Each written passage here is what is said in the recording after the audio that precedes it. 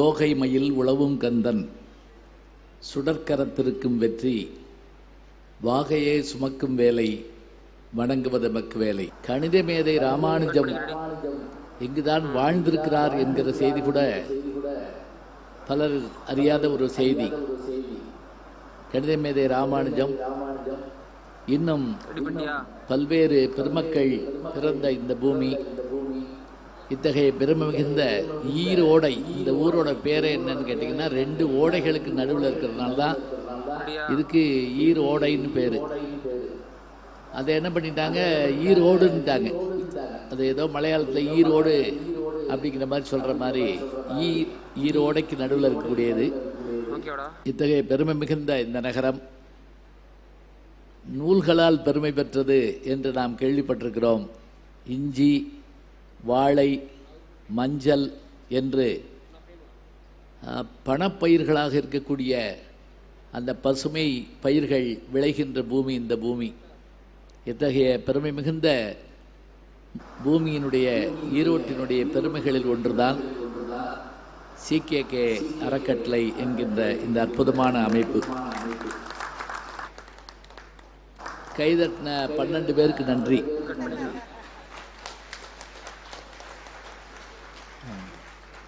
இந்த நிகழ்ச்சியிலே வரவேற்புரை நிகழ்த்தி எங்களை எல்லாம் அறிமுகம் செய்து வைத்த நண்பர் ஸ்ரீ பிரபு அவர்கள் ரொம்ப அழகா அத்தனை பேருடைய வரலாறு எனக்கே இவங்க வரலாறுல இன்னைக்கு தான் தெரியும். நான் வழக்கமாக அவங்க பேராசிரியர் அப்படிதான் சொல்லிட்டு போவேன், பாடுவாங்க பேசுவாங்கன்னு சொல்லுவேன். ஆனால் அவ்வளவு பேருடைய வரலாற்றையும் எடுத்து சொன்ன போது நான் பெருமகிழ்வுற்றேன். அது பெரிய சிறப்பு. அவர்கள் என்னை பற்றி சொல்ல ஆரம்பிச்சோன்னா நான் கொஞ்சம் பயந்தேன். ஏன்னா அது பெரிய இதாக இருக்கும், ரொம்ப நேரம் பேசிக்கிட்டு இருக்கணுமே நினச்சேன். சுருக்கமாக ஒரே வரியில் சொன்னார், நயன்தாரா அப்பான்னொன்னே நீங்கள் மகிழ்ந்துட்டீங்க. என்னத்துக்கு போயிட்டு MA MPhil PhD பேராசிரியர் அப்படி இப்படிமானே ஒன்றும் தெரியாமல் உட்காந்துருப்பானே அப்படின்னு சொல்லிட்டு ரொம்ப அழகாக சொன்னாங்க. அவருக்கும் என்னுடைய அன்பு பாராட்டை சொல்லி அரங்கம் நிறைந்திருக்கின்ற இந்த ஒரு சபை எங்களுக்கு கிடைத்தமைக்காக இறைவனுக்கு எங்களுடைய நன்றியை மகிழ்வோடு தெரிவித்துக் கொண்டு தொடர்ந்து வர இருக்கிற பெருமக்களையும் பாராட்டி, தமிழ் இலக்கிய உலகில் நல்ல செய்திகளை எல்லாம் நாளும் நாம் கேட்க வேண்டும் என்று சொன்னால் அதற்கு இப்படிப்பட்ட அமைப்புகள் தேவை. இந்த அமைப்புகள் இருக்க போய் தான் நாங்கள் எல்லாம் வளர்ந்து வந்திருக்கிறோம். நான் பலமுறை இங்கே வந்து பேசியிருக்கிறேன். முன்ன நான் பார்த்துருக்கிறேன், வர்ற போது நாதஸ்வரம் வச்சு மாலை போட்டு அப்படியே கூட்டிகிட்டு வருவாங்க. எனக்கு மறக்கவே முடியாத ஒரு என்னுடைய துணைவியாரோடு நான் வந்திருந்தேன். அங்கே ஒரு மண்டபத்தில் நடக்கும். அது எந்த கூட்டத்திலையும் நான் பார்த்ததில்லை.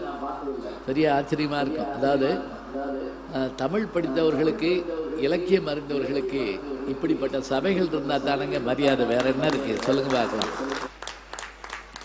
பாமாலை பணிபவர்களுக்கு பூமாலை போட்டு வரவேற்கின்ற இந்த அமைப்பை நாம் பார்க்கிறோம். அது மார்கழி மாதத்தில் இன்றைக்கு 24வது நாளா 25வது நாளா 25 ஒருத்தி மகனாய் பிறந்து ஓரிரவில் ஒருத்தி மகனாய் தரிக்கு வளர்ந்த அப்படின்னு ஆண்டாள் பாடுகின்ற அந்த பாட்டு திருப்பள்ளி எழுச்சியில் 5வது பாட்டு. இந்த மார்கழி மாதத்தினுடைய பெரிய சிறப்பு என்ன அப்படின்னு பார்த்தீங்கன்னா, எல்லா பெரிய நிகழ்வும் இதில் தாங்க நிகழும். ஆச்சரியம். ஓசோன் படல காற்று பூமியை சுற்றி வருகிற போது தமிழகத்தின் பக்கம் வீசுகிற காலம் இந்த காலம் தானா. ஓசோன்னா என்னன்னா, O2ன்னா ஆக்சிஜன், O3ன்னா சுத்தமான காற்றுன்னு அர்த்தம், உயிர்காற்று. அது பூமியை வளமாக சுற்றி வருகிற காலம் இந்த காலமா. அதுதான் 4 மணிலிருந்து 6 மணிக்குள்ள எந்திரிச்சு வெளியே நில்லுங்கிறாங்க. பஜனை பாடு, பொங்கல் தின்னு, கோலம் போடு அப்படின்னு சொல்றதெல்லாம் இதுக்காகத்தான். இழுத்து பற்றி தூங்கப்படாது அந்த நேரத்தில். அந்த காற்று நம்ம மேலே படணுமா. பெண்களுக்கு கோலம், ஆண்களுக்கு பஜனை. அப்படி ஊரை சுற்றி, அதுவும் சட்டை கழட்டி போட்டு, மற்ற நேரங்கள்லையாவது பரவாயில்ல, குளிர்காலத்தில் அந்த குளிரை அனுபவிக்கணுமா. அது மட்டும் இல்லை, ஒருபுறம் மாணிக்க வாசகர் திருவெம்பாவை, திருப்பள்ளி எழுச்சி, இந்த பக்கம் ஆண்டாள் திருப்பாவை. இது சைவம் வைணவம் அப்படிலாம் சண்டவெல்லாம் போட வேண்டாம். ஏன்னு கேட்டால், காஞ்சி பெரியவர் ஒரு முறை ரொம்ப அழகாக சொன்னார். எப்படின்னா, எல்லா கடவுளும் ஒன்று தான், ஒன்றும் கவலைப்பட வேண்டாம். எப்படின்னு கேட்குறீங்களா? ஆண்டாள் பாடிய திருப்பாவினுடைய முதல் பாட்டு என்ன? மார்கழி திங்கள் மதிநிறைந்த நன்னாளால் நீராட போதுவீர் போதுமினோ நேரிலையில். சரி, மாணிக்கவாசகர் பாடின திருவம்பாவினுடைய முதல் பாட்டு என்ன? ஆதியும் அந்தமும் இல்ல அரும்பெரும் சோதியை யாம்பாட கேட்டையும் வாழ்ந்திடங்கன் மாதே வளர்தியோ. இந்த ரெண்டு பாட்டையும் அவர் சொல்லிட்டு இந்த முதல் பாட்டில் முதல் எழுத்து எது அப்படின்னு கேட்டார். மார்கழி திங்கள்ல மாவண்ணா முதல் எழுத்து. அவர் பாடின பாட்டில் முதல் எழுத்து என்ன? ஆதியும் அந்தமும் இல்லா ஆவண்ணா முதல் எழுத்து. இப்படி வச்சுக்கங்களேன். ஆண்டாள் மான்னு தொடங்கி மாணிக்கவாசகரை சொல்லியிருக்கலாம், மாணிக்கவாசகர் ஆன்னு தொடங்கி ஆண்டாளை சொல்லியிருக்கலாம். அவர்கள் வாழ்ந்த காலம் வேணா வேறுபாடாக இருக்கலாம். ஆண்டாள் 8ஆம் நூற்றாண்டு, மாணிக்கவாசகர் 9ஆம் நூற்றாண்டு. அதனால எல்லாத்தையும் படிச்சுக்கோங்க, எல்லாத்தையும் தெரிஞ்சுக்கணும்னு சொல்றப்ப எவ்வளவு பெருமையா இருக்கு, எவ்வளவு அருமையா இருக்கு கேட்க. இதெல்லாம் சொல்லணும் பிள்ளைகளுக்கு, அடுத்த தலைமுறைக்கு. இந்த மார்கழி மாதத்தில் இன்னொரு சிறப்பு என்ன? 2 நட்சத்திரங்கள் நம்ம சொல்லுவோம். திருங்கிற அடைமொழி உடைய நட்சத்திரங்கள் உலகத்தில் 2 தான், 27 நட்சத்திரங்கள்ல. ஒன்று திருவோணம், இன்னொன்று திருவாதிரை. திருமாலுக்குரியது திருவோணம், சிவபெருமானுக்குரியது திரு ஆதிரை. முந்தா நாள் தான் திருவாதிரை முடிஞ்சிருக்குது. இதில் தான் சொர்க்கவாசல் திறக்கிற அந்த நிகழ்ச்சி வைணவ திருநாள் நடக்கும். ராப்பத்து பகல் 10 திருவரங்கத்தில் நடக்கும். இந்த பக்கம் பார்த்தீங்கன்னா திரு ஆதிரை இந்த மாதத்தில் தான் வரும். இன்னொரு ஆச்சரியம் என்னன்னு கேட்டிங்கன்னா, இந்த மார்கழி மாதத்தில் தான் கிறிஸ்தவர்களுக்குரிய கிறிஸ்மஸ் வரும். ஏன்னா மார்கழியில் டிசம்பர் 25, 16லேயே மார்கழி பிறந்துடும். சில நேரங்களில் இஸ்லாமியர்களுக்குரிய திருவிழாவும் இதில் வரும். இதெல்லாம் விடுங்க, உலகமே கொண்டாடக்கூடிய ஜனவரி 1ன்னு சொல்லக்கூடிய ஆங்கில புத்தாண்டு இந்த மார்கழி மாதத்தில் தான் பிறக்கும். கரெக்டாக பார்த்தீங்கன்னா எல்லா திருவிழாவும் சேர்ந்த திருவிழான்னா இதுதான். இப்படிப்பட்ட நாள் இது. தேவர்களுக்கு அதிகாலை நேரம். சூரியன் கிழக்கே தோன்றுவதாக நமக்கு தோன்றும். பூமியினுடைய சுழற்சியின் காரணமாக அது தெற்கு நோக்கியும் வடக்கு நோக்கியும் நகழ்கின்ற காட்சியை பார்க்கிறோம். தெற்கு நோக்கி வந்தால் அதுக்கு தட்சணாயனம்னு பேர், வடக்கு நோக்கி போனால் உத்தராயணம்னு பேர். இதெல்லாம் தெரிஞ்சு வச்சுக்கோங்க, வேறு வழி கிடையாது, சொல்ல ஆள் கிடையாது, ஞாபகம் வச்சுக்கோங்க. இதை இது சொன்னாங்கன்னா சரின்ட்டு விட்டுருவோம், அவ்வளோதான்.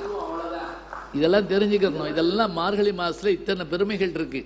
மாதங்களில் நான் மார்கழியா இருக்கிறேன்னு கண்ணபெருமான் சொல்றாரு. அதுதான் கண்ணதாசன் எடுத்து காலங்களில் அவள் வசந்தம், கலைகளிலே அவள் ஓவியம், மாதங்களில் அவள் மார்கழி, மலர்களிலே அவள் மல்லிகை. எவ்வளோ அழகா இருக்கு பாருங்க. பாட்டெல்லாம் அப்போ புரியும், அந்த காலத்தில் அவருக்கும் புரியும், நமக்கும் புரியும். இன்னைக்கு எழுதினவருக்கே புரியாது, அதான் ஆச்சரியம். அவரையே கூப்பிட்டு உட்கார வச்சு கேட்டா கூட அவரால் ஒன்றும் சொல்ல முடியாது. பரவாயில்ல, காலம்தான் காரணம். அப்போ இத்தகைய பெருமை மிகுந்த காலத்தில் CKK அறக்கட்டளையினுடைய இந்த நல்ல அமைப்பிலே பேசுவதற்கான நல்ல வாய்ப்பு தந்த பெருமக்களை எல்லாம் வணங்கி வாழ்த்தி வரவேற்று, பட்டிமன்றத்தினுடைய தலைப்பு ரொம்ப சிறப்பான ஒரு தலைப்பு. இன்றைய மனித வாழ்வு எப்படிப்பட்டது, சுகமானதா சுமையானதா, இதுதான் இன்னைக்கு தலைப்பு. மனித வாழ்வுங்கிறத ஒத்துக்கிட்டோம். மனிதன்கிற விஷயமே சந்தோஷம். ஏன்னா எப்பவுமே ஏதாவது கோபம் வந்தால் முதல் கேள்வி, நீலாம் ஒரு மனுஷனடா அப்படின்னு ஒரு கேள்வி கேட்குறோம். நீலாம் ஒரு மனுஷனா அப்படின்னு கேட்குறோம். அப்போ மனிதன்கிறது ஒரு சாதாரணம் இல்லை. எவ்வளவோ கஷ்டப்பட்டு பிறக்கிறோங்கிறாங்க. புல்லாகி பூடாய் புழுவாய் மரமாகி பல்விருகமாகி பறவையாய் பாம்பாய் கல்லாய் மனிதராய் பேயாய் கணங்களாய் வல்ல சுரராய் முனிவராய் தேவராய் செல்லா நின்ற இத்தாவர சங்கமத்துள் எல்லா பிறப்பும் பிறந்து இழைத்தேன். திருவாசகம் சும்மா கேட்டு வைங்க. அப்பப்ப நடுவில் என்ன சொன்னாருன்னு தெரியல, பாவம் அவர் வாட்டுக்கு பேசிக்கிட்டு இருந்தாரு. பாருங்க, பேச்சாளரோடு சேர்ந்து வந்தா தான் அவர் என்ன பேசுறாருன்னு புரியும். கேட்கணும், பிள்ளைகளை கூப்பிட்டு வந்து உட்கார வச்சு கேட்கணும். மேல்நாடுகள் எல்லாம் அதிகமாக போனால் 2 விழா 3 விழா இருக்கும். ஒன்று வருஷப்பிறப்பு, அந்த மாதிரி இந்த விழா இல்லைன்னா அவங்க புது விழா உண்டாக்குவாங்க. ஃபாதர்ஸ் டே, மதர்ஸ் டே, லவர்ஸ் டேன்னு இருக்கான். நமக்கு அப்படி கிடையாது. 365 நாளும் திருவிழாக்கள், நமக்கு எல்லா நாளும் திருவிழா தான். இன்னும் சொல்ல போனா சித்ரா பௌர்ணமி தொடங்கி பங்குனி உத்திர வரைக்கும் 12 மாதமும் நிலாக்காலம் எல்லாம் விழாக்காலம் தான் நமக்கு. அதான் ஒரு ஆச்சரியம். மின்சாரம் இல்லை, கரெக்டான விழாவை வச்சு கொண்டாட வச்சாங்க. மனித வாழ்க்கை, மனிதனா பிறப்பதற்கு சாதாரணமான வாய்ப்பு கிடைக்காதான்.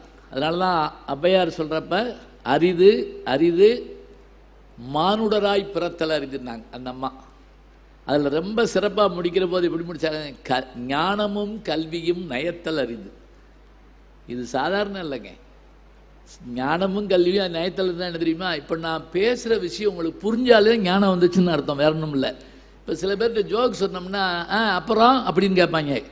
அப்புறம்னா நான் என்ன கதையாக சொல்லிக்கிட்டு இருக்கேன், ஜோக்கியா, ஓ சே அப்படியா அப்படின்னு வருத்தப்பட்டுக்கிடுவாங்க. நல்லா இங்கே வச்சுக்கோங்க, நல்ல விஷயங்களை தான் கேட்கவும் ரசிக்கவும் பழகணும். இறை உண்ணுவதும் இனவிருத்தி செய்வதும் உலக உயிர்களின் இயற்கை. இறை உண்ணுதல், இனவிருத்தி செய்தல். எங்கள் வீட்டு பூனைக்குட்டியும் சாப்பிடுது, நானும் சாப்பிட்றேன். எங்கள் வீட்டு இப்போ பூனைக்குட்டி போடுது, நானும் குழந்தைகள். அப்படி இல்லை, அதுக்கு தெரியாத ஏதோ ஒன்று எனக்கு தெரியணும். ரசிக்கக்கூடிய தன்மை இருக்கணும். உணவு வந்தால் கூட வர்ற போதே அந்த உணவோட வாசனையை வச்சு அது என்ன பொருள்னு கண்டுபிடிக்கிற தன்மை இருக்கணும். அதனால தான் வாய்கிட்ட மூக்கு வச்சான் நம்ம படைப்பில். அப்படி பார்த்த உடனே தெரிஞ்சுக்கலாம். நல்ல ரசனை, நல்ல பாட்டு கேட்டால் மகிழணும், நல்ல ஓவியத்தை பார்த்தா ரசிக்கணும். எல்லாத்தையும் ரசிக்கக்கூடிய வாய்ப்பை நமக்கு கடவுள் கொடுத்துருக்கிறார். அந்த ரசனை தான் வாழ்க்கை. மனித வாழ்க்கை சுகமானதா சுவையானதா, இதைத்தான் இன்னைக்கு பேச வந்திருக்கிறாங்க.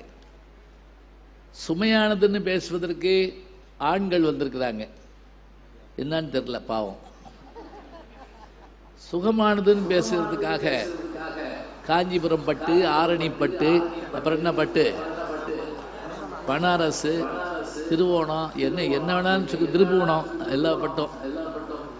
அதான் ஒரு மனைவி கணவன்கிட்ட கேட்டாங்களாம், எங்க காஞ்சிபுரம், தர்மாவரம், ஆரணி, பனாரசு, சின்னாளப்பட்டி, இந்த ஊரெல்லாம் நினச்ச உடனே உங்களுக்கு என்ன ஞாபகம் வருது அப்படின்னு கணவனை பார்த்து கேட்டிருக்காங்க. நல்ல கவனிங்க, இதெல்லாம் என்ன ஊருன்னு பாருங்க.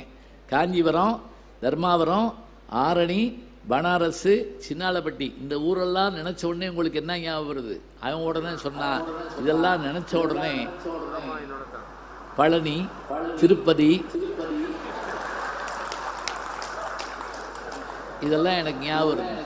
இந்த ரெண்டு பேரும் என்ன பேசிக்கிட்டாங்க, அந்த அம்மா கேட்டதெல்லாம் பட்டு, இவன் சொன்னதெல்லாம் மொட்டை. உனக்கு பட்டு எனக்கு மொட்டை அப்படின்னு அர்த்தம். இருந்தாலும் பரவாயில்ல, சுகமான வாழ்க்கை வேணுங்கிறதுக்காகத்தான் நம்ம எல்லா பாடும் படுறோம். அது சுகமானதுன்னு பேச 3 பெருமக்கள் வந்திருக்காங்க. நல்லா மிகச்சிறப்பாக அறிமுகம் பண்ணிட்டாங்க. இருந்தாலும் நான் ஒரு வார்த்தை அறிமுகம் பண்ணிக்கிறேன். நல்லறிஞர், பேச்சாளர், பேராசிரியர், எழுத்தாளர், சிந்தனையாளர் என்ற பல்வேறு முகங்களுடைய ஐயா அழகப்பா கல்லூரியினுடைய தமிழ்துறை தலைவர் சிதம்பரம் அவர்கள் இங்கே வருகின்றிருக்கிறார் இந்த அணியிலே பேசுவதற்காக. அவரை தொடர்ந்து நாஞ்சில் நாவரசு செல்லக்கண்ணன் அவர்கள் கன்னியாகுமரி பக்கத்திலிருந்து வர்றார். நாகர்கோவிலிருந்து சம்பாதிக்கிற பணத்தில் ஒரு பகுதியை நல்ல காரியங்களுக்கு செலவழிப்பதற்காகவே முதியோர் இல்லங்கள், அனாதை விடுதிகள் என்று தொடர்ந்து செய்து வருகின்ற ஒரு மகனார், நல்ல பேச்சாளர் நாஞ்சில் நாவரசு செல்லக்கண்ணன் அவர்கள் வந்திருக்கிறார்.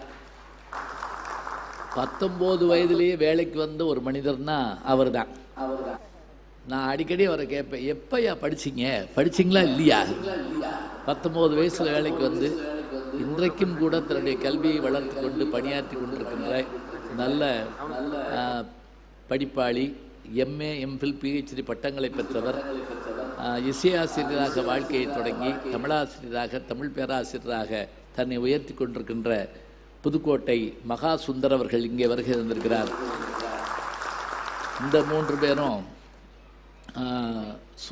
சுமை தாங்கி, இந்த 3 பேரும் இல்லை சுகம்தான் என்று பேசுவதற்கு 3 பெருமக்கள் வந்திருக்கிறார்கள். அதில் முதல்ல பேச இருப்பவர்கள் அவங்க சொன்ன மாதிரி உருமுதல் லட்சுமி கல்லூரியுடைய தமிழ்துறை தலைவர். அது மட்டும் இல்லை, பேச்சு நாகரீகம்னு நீங்கள் நினச்சா எப்படி பேசணும் அப்படிங்கிறத பழகிறதுக்கு சில பேர்கிட்ட நம்ம முயற்சி எடுப்போம். நான் என்னுடைய மகள் உள்பட சொல்லுவேன், நீ பேச்சாளராகணும்னு நினைச்சேன்னா விஜய் சுந்தரி அவர்களுடைய பாணியை பின்பற்று என்று சொல்வேன். அத்தகைய முன்னோடி பேச்சாளராக திகழ்கின்ற பெருமையுடையவர். அருமையாக பாடவும் செய்வாங்க, நல்ல குரல் வளம் மிக்கவர்கள். அத்தகைய பெருமையுடையவர்கள். அவர்கள் அங்கே பேச வந்திருக்கிறார்கள். அடுத்து அமர்ந்திருப்பவர்கள் அவர்கள் கோவையைச் சேர்ந்தவர்கள்.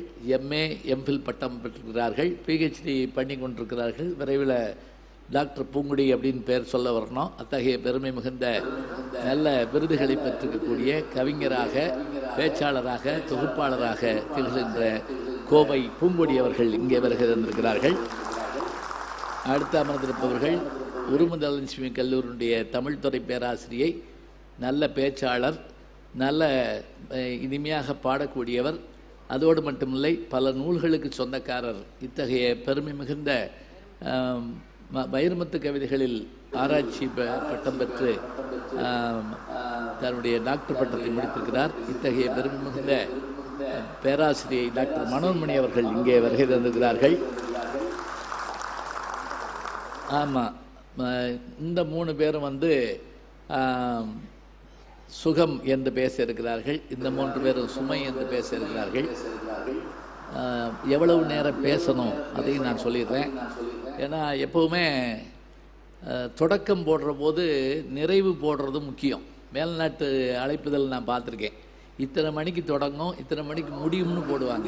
நம்ம ஊர்களில் போடுறோமான்னு தெரில, போடணும். சில நேரங்களில் என்ன செய்கிறோம்னா, கடவுள் புண்ணியத்தில் முடிஞ்சிடும் அப்படின்னு சொல்கிறோம். இல்லை, அது போடணும். ஏன்னா நான் அப்போ தான் அவங்களுக்கான நேரத்தை வச்சுக்கிடுவாங்க. நான் ஒரு ஊருக்கு, சின்ன கிராமத்துக்கு பேச போயிருந்தப்போ எவ்வளவு நேரம் பேசணும்னு கேட்டேன். அந்த பஞ்சாயத்து போர்டு தலைவர் ஓடி வந்து என் கையை பிடிச்சிட்டு கண்ணீர் விட்டார். ஏயா இப்படி கேட்குறீங்க? இது உங்கள் ஊர்யா, எவ்வளவு நேரம் வேணாலும் நீங்கள் பேசுங்கய்யா, நாங்கள் போயிடுவோம்யா, எங்களுக்கு வேலை இருக்குல்ல அப்படின்னு. அப்படின்னா நான் தான் வேலையை தவணை ஊர் ஊராக போய் பேசிக்கிட்டு இருக்கேன். நேரம் முக்கியம். ஜப்பான் போயிருந்தப்ப பிள்ளை அடிக்கடி சொல்லுவேன், ஜப்பான் போயிருந்தப்ப, லண்டன் போயிருந்தப்ப நம்பித்தான் ஆகணும், நீங்கள் வேறு வழி கிடையாது, இல்லாட்டி டிக்கெட் காட்டுவேன். அந்த ரயில்வே அட்டவணையில் போட்டிருந்தது என்ன தெரியுங்களா? 8 மணி 10 நிமிடம் 11 வினாடின்னு போடுறான். 11வது வினாடி ரயில் வந்து நிற்குது. எவ்வளோ வேகம் தெரியுமா போகிற வண்டி? அது பூரா புல்லட் ட்ரெயின். மணிக்கு 250 கிலோமீட்டர் வேகமாக போகும்.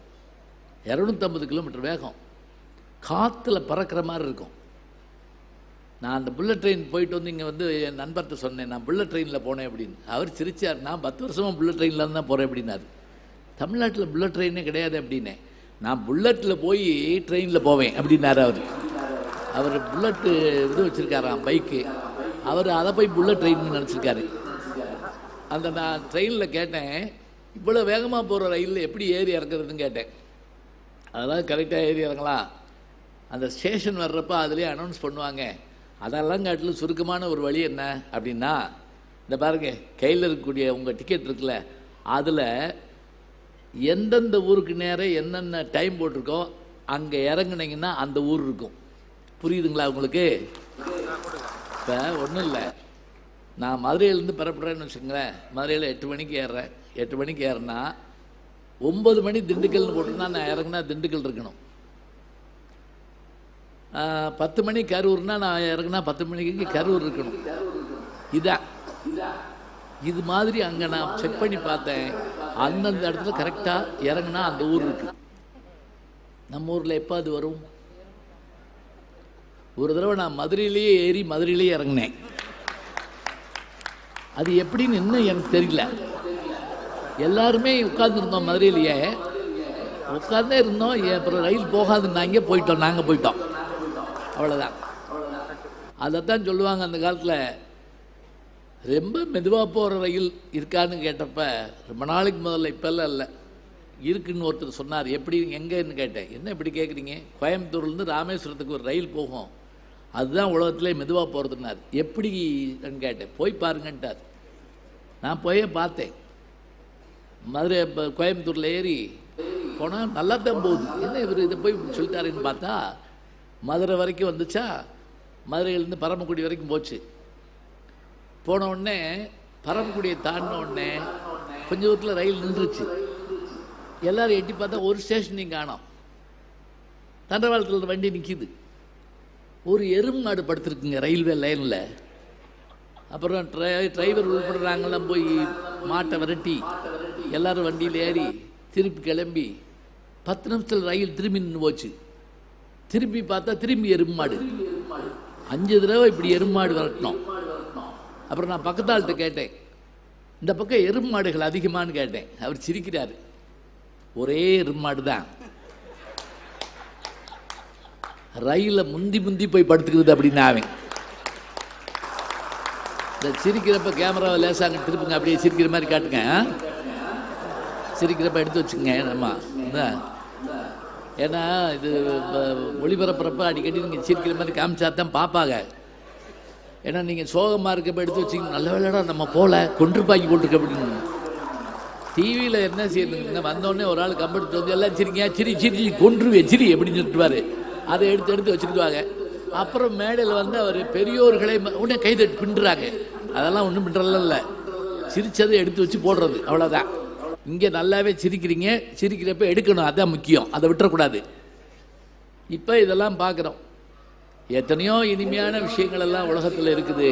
அந்த இனிமையான விஷயங்கள் எல்லாம் வாழ்க்கையினுடைய சுகம். சில நேரங்களில் சுமையாக அது தெரியலாம்.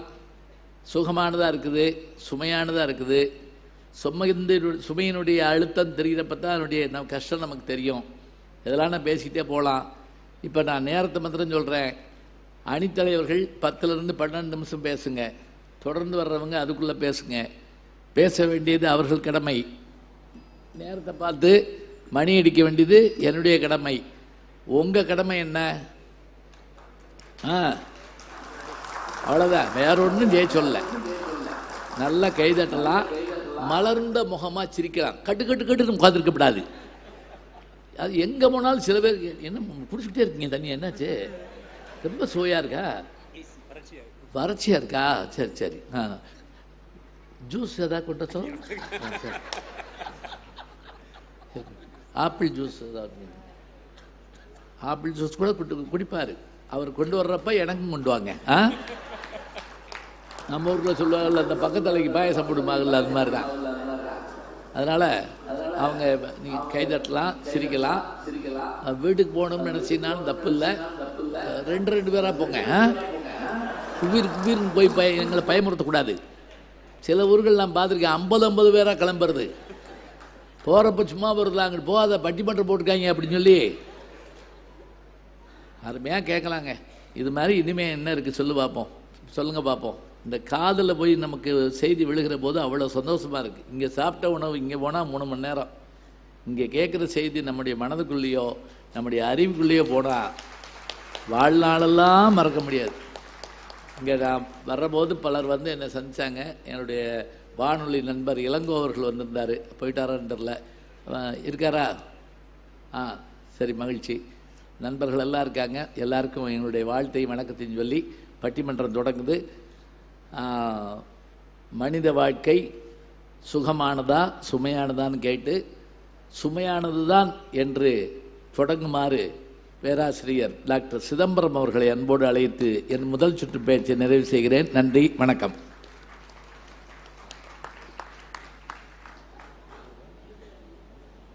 எடுத்த காரியம் யாவிலும் வெற்றி, எங்கு நோக்கினும் வெற்றி மற்ற அங்கே விடுத்த வாய்மொழிக்கு எங்கனும் வெற்றி. ஒரு அருமையான பட்டிமண்டப மேடையினுடைய நாயகராக அமர்ந்திருக்கிற எங்கள் போற்றுதலுக்கும் பெரும் மதிப்பிற்கும் உரிய நடுவர் பெருந்தகை அவர்களே, எனது அணியினுடைய சார்பாகவும் எதிரணியின் சார்பாகவும் பேசுவதற்காக வந்திருக்கிற சான்றோர் பெருமக்களே, இது கொங்கு நாடு மட்டுமல்ல, வந்தாரை வரவேற்பதில் இது தங்க நாடு என்பதை மிகச் சிறப்பாக நிரூபித்துக் கொண்டிருக்கிற CKK அறக்கட்டளையை சார்ந்திருக்கிற சான்றோர் பெருமக்களே, அரங்கத்தில் அமர்ந்திருக்கிற சான்றோர் பெருமக்களே, உங்கள் அத்துணை பேரையும் வணங்கி மகிழ்ந்து, இன்றைய மனித வாழ்க்கை சுகமானதா சுமையானதா என்கிற கேள்வியில் சுமையானது என்கிற என் வாதத்தை வைப்பதற்காக வந்து நின்று கொண்டிருக்கிறேன். நடுவர் பெருந்தகை அவர்களே, அறிவியல் இப்படி ஒரு செய்தியை சொல்லுகிறது, மனிதன் குரங்கிலிருந்து பிறந்தான் என்பதாக ஒரு செய்தியை சொல்லுகிறது. சரி, உண்மையிலேயே குரங்கிலிருந்து மனிதன் எப்பொழுது தோன்றுகிறான் அப்படின்னா, எப்பொழுது பொறுப்புகளையும் சுவைகளையும் தாங்கிக் கொள்வதற்கு பழகுகிறானோ அப்பொழுதுதான் அவன் குரங்கிலிருந்து மனிதனாகிறான்.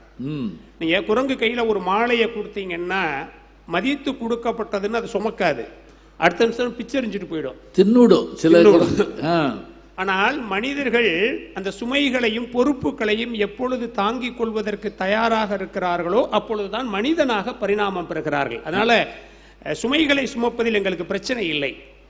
ஆனால் உண்மையிலேயே பிரச்சனை எங்கே என்றால், சுகமானவைகள் கூட இந்த நாட்டில் சுமையானதாக மாறிக்கொண்டிருக்கிறதே என்பதுதான் எங்களுடைய வாதம் என்பதாக நான் சொல்லுவதற்கு விரும்புகிறேன். சுகமானதே சுமையானதுங்கிறார் அவர், அதுக்கு மேல என்ன செய்யறது? நடுவர்களே, கண்ணதாசன் மிக அருமையாக ஒரு செய்தியை சொன்னார். மனுஷ குரங்கா இருந்தப்ப பிரச்சனையே இல்லை, ரொம்ப அழகா சொன்னார். குரங்காய் பிறந்த மனிதன் மனதில் குழப்பம் ஏதுமில்லை, குடும்பம் மனைவி அண்ணன் தம்பி கூட்டம் சிறிதுமில்லை, ஆசை காதல் பாசத்தில் வீழ்ந்தான் அமைதியை காணவில்லை, அழுதான் தொலைந்தான் துடித்தான் மடிந்தான் யாருக்கும் லாபம் இல்லை. என்ன பாட்டு தெரியுதா? படைத்தானேன்னு ஒரு பாட்டு வரும் இல்லையா, நிச்சயதாம்பலம். நடுவர்களே, அதுல தொடர்ச்சியாக ஒரு செய்தியை சொன்னார். தன்னந்தனியாய் பிறந்தவன் நெஞ்சில் சஞ்சலம் இல்லையடா, இன்னொரு உயிரை தன்னுடன் சேர்த்தால் என்றும் தொல்லையடா. முத்தாய்ப்பா சொன்னார். கண்ணதாசன் நம்பாதீங்க, பின்னாடி வேறையும் எழுதியிருப்பாரு அவரு. முத்தாய்ப்பா முடிக்கிறப்ப சொன்னார், சின்னஞ்சிறிய மனிதன் தலையில் எத்தனை சுமைகளடா, 20 தொடங்கி 60 வரைக்கும் என்றும் மயக்கமடா என்று கண்ணதாசன் எழுதினார். என்ன பதில் சொல்ல போறீங்க? 20 தொடங்கி 60 வயதுக்கும் எப்பவும் சுமதான். நடுவு என்ன பிரச்சனை? கண்ணதாசன் காலத்திலாவது 20 தொடங்கி 60 வரைக்கும் தான் பிரச்சனை. இப்ப இந்த நூற்றாண்டுல இந்த காலத்துல பிறக்கிற பொழுதே பிரச்சனைகளோட தான் குழந்தைகள் பிறக்கின்றன.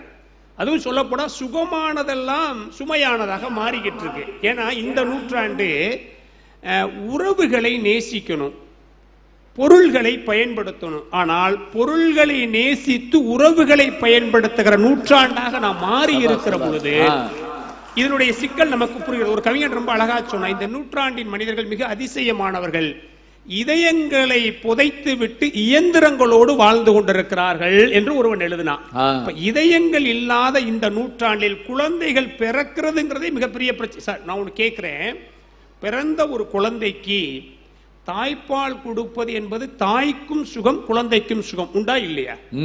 மிக சுகமான விஷயம் இல்லை, செய்யணுமா வேண்டாம். ஆனா இன்னைக்கு எல்லோரும் வேலைக்கு போகிறோம் என்று ஓடுகிற சூழலில் அதை கூட செய்வதற்கு முடியவில்லை. சுகமாக இருக்க வேண்டியது சுமையாக மாறி இருக்கிறது. சொன்னா ஒரு குழந்தை சொல்லுது, அம்மா வருவாள், அள்ளி அணைப்பாள், ஆசையாய் முத்தங்கள் 1000 தந்திடுவாள், பால் சோறு கிண்ணத்தில் பக்குவமாய் ஓட்டிடுவாள். இதெல்லாம் யாரு? ஒரு குழந்தையினுடைய உரிமை, ஒரு தாயினுடைய கடமை. 2 பேரும் சுகப்பட வேண்டிய விஷயம். எங்க பிரச்சனை தெரியுமா?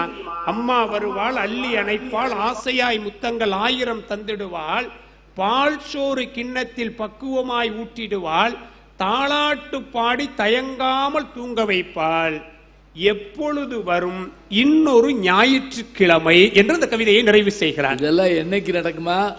Sunday only.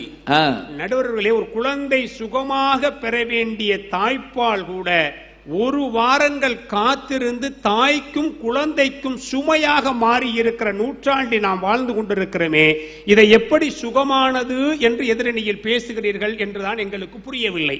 நடுவர்களே, இன்றைய வாழ்க்கை சூழல் மிக பெரிய சிக்கல் நிறைந்ததாக மாறி இருக்கிறது. கண்ணதாசன் காலத்தில் 20 தொடங்கி 60 வரைக்கும் சுமைகளாக இருந்தது என்று பிறக்கிற தொட்டில் தொடங்கி சாகிற வரைக்கும் மனிதன் சிக்கல்களோடு வாழ்ந்து கொண்டிருக்கிறான். சிக்கல்களை ஏற்பது பெரிதல்ல, ஆனால் சுகமானவையும் சிக்கலாக மாறி இருக்கிறது. அதுதான் எங்களுடைய பிரச்சனை என்பதாக சொல்லி பொறுப்பை ஏற்றுக்கொண்டு நம்மிடம் என்ன குறை இருக்கிறதோ அதை ஏற்றுக்கொள்வதுதான் அதை சரி செய்வதற்கு பயன்படும். அதனால் நடுவர் அவர்கள் சிக்கல் நிறைந்தது இன்றைய வாழ்க்கை முறை என்பதாக தன்னுடைய தீர்ப்பை வழங்குவார் என்று சொல்லி நன்றி பாராட்டி விடைபெறுகிறேன். நன்றி, வணக்கம் நண்பர்களே. ரொம்ப அழகாகவும் மனவேதனையோடும் தன்னுடைய கருத்துக்களை எல்லாம் மிக நனி நாகரிகத்தோடு பதிவு செய்தார் ஐயா சிதம்பரம் அவர்கள். ரொம்ப மகிழ்ச்சியாக இருந்தது. அதுவும் அந்த சொன்னார் பாருங்க, எல்லாத்த காட்டிலும் என்னென்ன வேலை கிடைக்கிறதுங்கிறதெல்லாம் சொல்ல முடியுமா? எனக்கு தெரிஞ்ச ஒரு நண்பர் கவிதை எழுதியிருந்தார், ரொம்ப நல்லா இருந்துச்சு. வேலை கிடைத்தால் குலதெய்வத்துக்கு கடா வெட்டுவதாக நேர்ந்து கொண்டு கடா வாங்கி வளர்த்தேன். புரியுதுங்களா? வேலை கிடைச்சா முனியாண்டிக்கோ பாண்டிக்கோ கிடா வெட்டுறதுக்காக கிடா வாங்கி வளர்த்தேன். கடைசியில் கிளடாகி செத்து போனது. வேலை கிடைச்சா தானே இவர் எப்ப என்னைக்கு வெட்டுறது? வேலையே கிடைக்கல. அழகா சொன்னார். என்னென்ன மாற்றங்கள், என்னென்ன நிலைமை இன்னைக்கு இருக்கிற நிலைமையை நினைச்சா நமக்கு சிரிக்கிறதா அழுகிறதான்னு தெரியல. முந்தியெல்லாம் கல்யாண வீட்டில் எல்லாரும் உட்காந்துருப்பாங்க, சந்தோஷமா மணமக்களை வாழ்த்துவாங்க. அப்புறம் காலம் மாறிச்சு, கல்யாண வீட்டில் ஆட ஆரம்பிச்சாங்க. இப்ப பொண்ணே ஆடி வருது. பார்த்தீங்களா? பல வீடுகளில் ஒரு வீட்டில் இன்னும் முன்னேற்றம், அவங்க அம்மாவும் சேர்ந்து ஆடி வந்துச்சு. குடும்பமே ஆடுது. இதெல்லாம் மகிழ்ச்சி தான். அழகா சொன்னாரு. எத்தனை சுமை இருக்கிறது, பிள்ளைகளுடைய சுமை என்ன, இளைஞர்களுடைய சுமை என்ன, குடும்பத்தினுடைய சுமை என்னன்னு சொல்லி அத்தனை சுமைகளையும் சொல்லியிருக்காரு. இதெல்லாம் சுமக்க முடியாமத்தான் ஆண்கள் மட்டும் இல்லை, பெண்களும் தான் கஷ்டப்பட்டுக்கிட்டு இருக்காங்கிறதுக்கு நல்ல எடுத்துக்காட்டுகள் சொல்லியிருக்காங்க. எல்லாம் கேட்கவே நமக்கு கொஞ்சம் கவலையாத்தான் இருக்குது. இல்லை, இப்படி சுமை என்று சொல்லிக்கொண்டே இருந்தால் வாழ்க்கை என்னாவது? அது சுகமானதுதான் என்று பேசுவதற்காக பேராசிரியை டாக்டர் ஜெயசுந்தரி அவர்கள் வருகிறார்கள். வாங்கம்மா. இன்றைய நாளை சுபதினமாக மாற்றிக் கொண்டிருக்கிற ஈரோடு CKK அறக்கட்டளை சார்ந்த அனைத்து பெரியோர்களுக்கும் என்னுடைய பணிவான வணக்கங்களை காணிக்கையாக்குகிறேன். மகிழ்ச்சியின் ஆயின்மெண்ட், சந்தோஷத்தின் OTP, எந்த கல்லுக்குள் எந்த சிற்பம் இருக்கிறது என்பதை கண்டறிகிற எங்கள் அற்புதமான சிற்பியாக விளங்குகிற நடுவர் பெருந்தகை அவர்களுக்கு என் பணிவான வணக்கங்களை காணிக்கையாக்குகிறேன். கை தட்டினால் எங்கே என் கருத்து காயம்பட்டு விடுமோ என்ற அச்சத்தில் அமர்ந்திருக்கிற நீங்கள் அச்சப்படாமல் நன்றாக கை தட்டலாம். என்ன காரணம்னா அவ்வளவு வேதனையும் கொட்டி உங்களை மயக்கத்துல அழுவ வச்சுட்டு போயிட்டாரு, சீரியல் பாக்குற மாதிரி. அது மாதிரி அது சரியில்லை, இது சரியில்லை, வாழ்க்கை சரியில்லை, எதுவுமே சரியில்லை அடுக்கிட்டு அப்புறம் பத்தாத்துக்கு கண்ணதாசன் மகிழ்ச்சியா வாழ்ந்துகிட்டு போனா ஒரு கவிஞரையும் பிடிச்சி வம்புக்கு இழுத்து அவர் வாழ்க்கையே சோகம்னு பண்ணாருன்னு சொல்லிவிட்டு இன்னும் கொஞ்ச நேரத்துல டீ குடிப்பாரு. குடிக்கிறாரா? உங்களுக்கு இருக்குமா? உங்களுக்கு வேணான்ட்டா? அப்படியா? ஆமாங்க ஐயா. எல்லாவற்றையும் அடுத்தவர்களுக்கு கொடுத்து மகிழ்ச்சியை பார்க்கிறவர்கள் மகிழ்ச்சியாக இருப்பார்கள். அப்பா எல்லாம் நமக்குன்னு வேணுங்கிறவங்க தான் அது கிடைக்காட்டி வாழ்க்கை சும்மான்னு நினைப்பாங்க. அவர் சொன்னாராம், என்ன தனியா இருந்தவர் நெஞ்சில் சஞ்சலம் இல்லையடா, இன்னொரு உயிரை தன்னுடன் சேர்த்தால் என்றும் தொல்லையடான்னு பாடினாராம். ஒரு பக்கத்தில் மதுவும் ஒரு பக்கத்தில் மாதுவும் இருக்கிற பொழுதுதான் எமனே வந்து என்ன கூப்பிடணும்னு கவிதை எழுதி வச்ச கவிஞன் கண்ணதாசன். அப்படி போடுங்க. ஒரு கையில் மதுவும் மறுகையில் மங்கையும் சேர்ந்திருக்கும் போது என் சீவன் பிரிய வேண்டும், இல்லை என்றால் ஏன் வாழ்ந்தா என்று இறைவன் என்னை கேட்பான். அவர் என்னப்பா நீ போய் உன்னை அனுப்பிவிட்டா ராவா வண்டியே அப்படின்னு கேட்பாராம். அப்படி வாழ்ந்த கவிஞர் ஒரு நிமிஷத்துல உங்க வாழ்க்கை உயர்ந்துருச்சு பாருங்க ஐயா. CKK அறக்கட்டளையில உண்மையை பேசினால் உயர்த்துவார்கள் என்பதற்கு இதுவே ஒரு பெரிய சாட்சி. போய் சொன்னா டீ கூட கிடைக்காது, நல்லா குடிக்கிறாங்க. அதே கண்ணதாசன் தான் சொன்னாரு, பார்க்க தெரிந்தால் பாதை தெரியும், பார்த்து நடந்தால் பயணம் தொடரும், பயணம் தொடர்ந்தால் கதவு திறக்கும், கதவு திறந்தால் காட்சி கிடைக்கும், காட்சி கிடைத்தால் கவலை தீரும், கவலை தீர்ந்தால் வாழலாம். அவ்வளவுதான். அந்த வாழ்க்கைய பார்க்க தெரியணும். வாழ நினைத்தால் வாழலாம். வழியா இல்லை பூமியில் சொல்லுங்க. அது தெரியாம இங்க வந்து பாவம் பேராசிரியரா பணி செஞ்சு என்ன புண்ணியம்? ஒண்ணும் புண்ணியம் இல்ல. வாழ்க்கைய படிக்கணும் இல்ல. ரொம்ப பெரிய வந்து இங்க சொன்னார். அப்புறம் வந்து அடே பாரத்தை நாங்கள் சுமக்கிறோம், நாங்கள் சுமைதாங்கிகள். குழந்தை பாரம் உனக்கல்லவோ, குடும்ப பாரம் எனக்கல்லவோ, மனைவியையும் குழந்தையையும் ஒருவனாக சுமக்கிறேன். இதெல்லாம் இல்ல, சுமப்பதுதான் சுகம் என்று தனிமையிலே ரசிக்கிறேன், மனசுக்குள்ளே ரசிக்கின்றேன். காது கொடுத்து கேட்டேன் அங்கே குவா குவா சத்தம். ஐயா, நாங்க சுமையெல்லாம் சுகம்னு மாத்திக்கிட்டு இருக்கிறோம், சுகத்தையே வந்து சுமைன்னு சொல்லிட்டு போய் உட்கார்ந்து இருக்கிறார். அதுல அடுத்தவர் இன்னும் நல்லா இருக்கு. இனி கணவனுக்கு கிடைக்காது குழந்தைக்குத்தான் முத்தம். யாரு? அந்த குழந்தை பிறந்துச்சுன்னா அவன் ஏக்கத்தோட பாடுறான். காவல்காரன் ஒரு படம். இன்னொன்னு, நம்ம கிட்ட இருக்கிற பலவீனத்தை பலமா மாத்திக்கணுங்க, வாழ்க்கை சிறப்பா இருக்கும். நம்ம கிட்ட இருக்கிற பலத்தையே பலவீனமா மாத்திக்கிட்டு இருக்கிற ஆளோட பேசிக்கிட்டு இருந்தோம்னு வைங்க, வாழ்க்கை முடிஞ்சிடும். கோச்சிட்டு போயிருங்க. ஐயா, நாங்கெல்லாம் நிகழ்காலத்தில் வாழ்ந்து கொண்டிருக்கிறோம். பாவம் சென்ற நூற்றாண்டை சார்ந்தவர்கள் மகிழ்ச்சிக்கான அறையின் பூட்டை பூட்டி விட்டு அதன் சாவியையும் தொலைத்து விட்டு இன்றைக்கு மேடைக்கு ஏறி இருக்கிறார்கள். இவங்களெல்லாம் எப்படி காப்பாத்துறது? அதான் ரொம்ப கடினமா இருக்கு. என்னதான் கடையில காராச்சேவும் மிக்சரும் வித்தாலும் கடைக்கு இனிப்பகம்னு தானையா பேரு. அப்படி போடுங்க, அப்படி பிரமாதமா. காரகம்னு பேர் வைக்க வேண்டியதானே. காரகமா? காராகிரகம்னு பேர் வைக்க வேண்டியது. காராகிரகம்னா ஜெயில்னு அர்த்தம். நீங்க என்ன அடுத்த படம் வரப்போகுது ஜெயிலர்னு. ஐயா, சங்க இலக்கியத்துல அருமையா சொன்ன, ஒரு வீட்டுல சாப்பிட ஒலிக்குது, பக்கத்து வீட்லயே கல்யாணம், வாழை மரம், பந்தக்கால் நடுறாங்க. 2 வீடு பக்கத்து பக்கத்து வீடு தான். ஆனா வாழ்க்கை இப்படித்தான் இருக்கும். பாட்டை எப்படி முடிச்சான்னு தெரியுமா? இனிய காண்ப இதன் இயல்பு உணர்ந்தோரே. பார்க்க தெரிஞ்சவன் இந்த வாழ்க்கை எவ்வளவு மகிழ்ச்சியா இருக்குங்கிறத புரிஞ்சுக்குவான். ஒண்ணு இல்லைங்க, சிலப்பதிகாரத்துல ஒரு அழகான காட்சி. கோவலனும் கண்ணகியும் மதுரைக்கு போகணும். குறுக்க வையையாறு வருது. இந்த வையையாறு என்ன செய்யணும்? இந்த எதிர்கட்சி மாதிரி கண்ணீர் வடிக்குது. எதை பார்த்தாலும் சோகம், எதை பார்த்தாலும். இந்த பழைய ஆளுகளோட நீங்க பேசவே முடியாது. அன்றைக்கெல்லாம் நாடு எப்படி இருந்தது தெரியுமா? என்னமோ இன்னைக்கு நாசமா போன மாதிரியே பேசுவாங்க. அப்ப போய் பார்த்தா, ஏன்னா இவங்க அந்த காலத்துல நாம வாழ முடியாது இல்ல, இனிமே அப்ப என்னெல்லாம் நடந்தது நமக்கு தெரியாது இல்ல. பல ஆளுங்க இப்படியே பேசுவாங்க. அன்றைக்கு நாடு சிறப்பாக இருந்தது, அன்றைக்கு 1 மணிக்கு கிடைத்தது, 1 ரூபாய்க்கு படியரிசி கிடைத்தது, அன்னைக்கு சம்பளம் என்ன, வாழ்க்கை நிலை என்ன, அதெல்லாம் புரிஞ்சுக்கிட்டு பேசணும். 7 ரூபா 50 பைசா சம்பளம். அதனால அன்னைக்கு 1 ரூபாய்க்கு கிடைச்சது, இன்னைக்கு இவ்வளவு வாங்குறீங்க. அப்புறம் வேலை கிடைக்கவில்லை, வேலை இல்லாத யாரியா? நான் கேட்கிறேன் அவங்கள பார்த்து, பட்டம் மட்டும்தான் கவர்மெண்ட் கொடுக்கும், வேலையும் அதுவே கொடுக்குமா? நீ தேடியா, சுயதொழில் தையல் வரை மாறுங்க. ஒவ்வொரு பூவுக்குள்ளேயும் தேன் இருக்கா, தேன் இருக்கான்னு பார்த்து அந்த தேனெல்லாம் உறிஞ்சுக்கிட்டு வருது. அதானே அது செய்யற தொழில்னா. சரி, அதை கொஞ்சம் கூர்ந்து பாரு. ஒரு பூக்குள்ள போகுது, அங்க தேன் இருக்கான்னு சர்ச் பண்ணுது, தேன் இல்லைன்னா வெளியில வருது. அடுத்த பூவுக்கு போகுது, அதுக்குள்ள தேன் இருக்கான்னு பாக்குது, இருக்கிற கொஞ்சம் தேனை எடுத்துக்குது, அடுத்ததுக்கு போகுது, வேணுங்கிற அளவு தேனை உரி. அப்ப எந்தெந்த பூவில் எத்தனை தேன் இருக்கிறது என்பதை தேடி தேடி பார்த்து சேகரிக்கிற பட்டாம்பூச்சி போல இந்த தொழில் நஷ்டமாச்சா, இதை எப்படியடா இன்னொரு தொழிலுக்குள்ளே சென்று வெற்றியாளனாக மாறலாம் என்று சிந்திக்கிற மூளையும் செயல்படுகிற கரங்களும் எவனுக்கு இருக்கிறதோ அவனுக்கு வாழ்க்கை ஒரு பொழுதும் சுமை அல்லங்க. கடவுள் நமக்கு கைகளை கொடுத்திருக்கிறான். உழைக்கிறவனுக்கு வாழ்க்கை என்றைக்குமே சுகமாக இருக்கும். உண்மை பேசுகிறவனுக்கு வாழ்க்கை என்றைக்குமே சுகமாக இருக்கும். கடவுள் படைத்து கொடுத்திருக்கிற உலகம் ஒன்றே ஒன்றுதான்.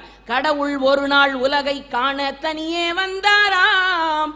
கண்ணில் கண்ட மனிதரை எல்லாம் நலமா என்றாராம். ஒரு மனிதன் இல்ல 3 மனிதன் வாழ்க்கை கொடுமை என்றான்.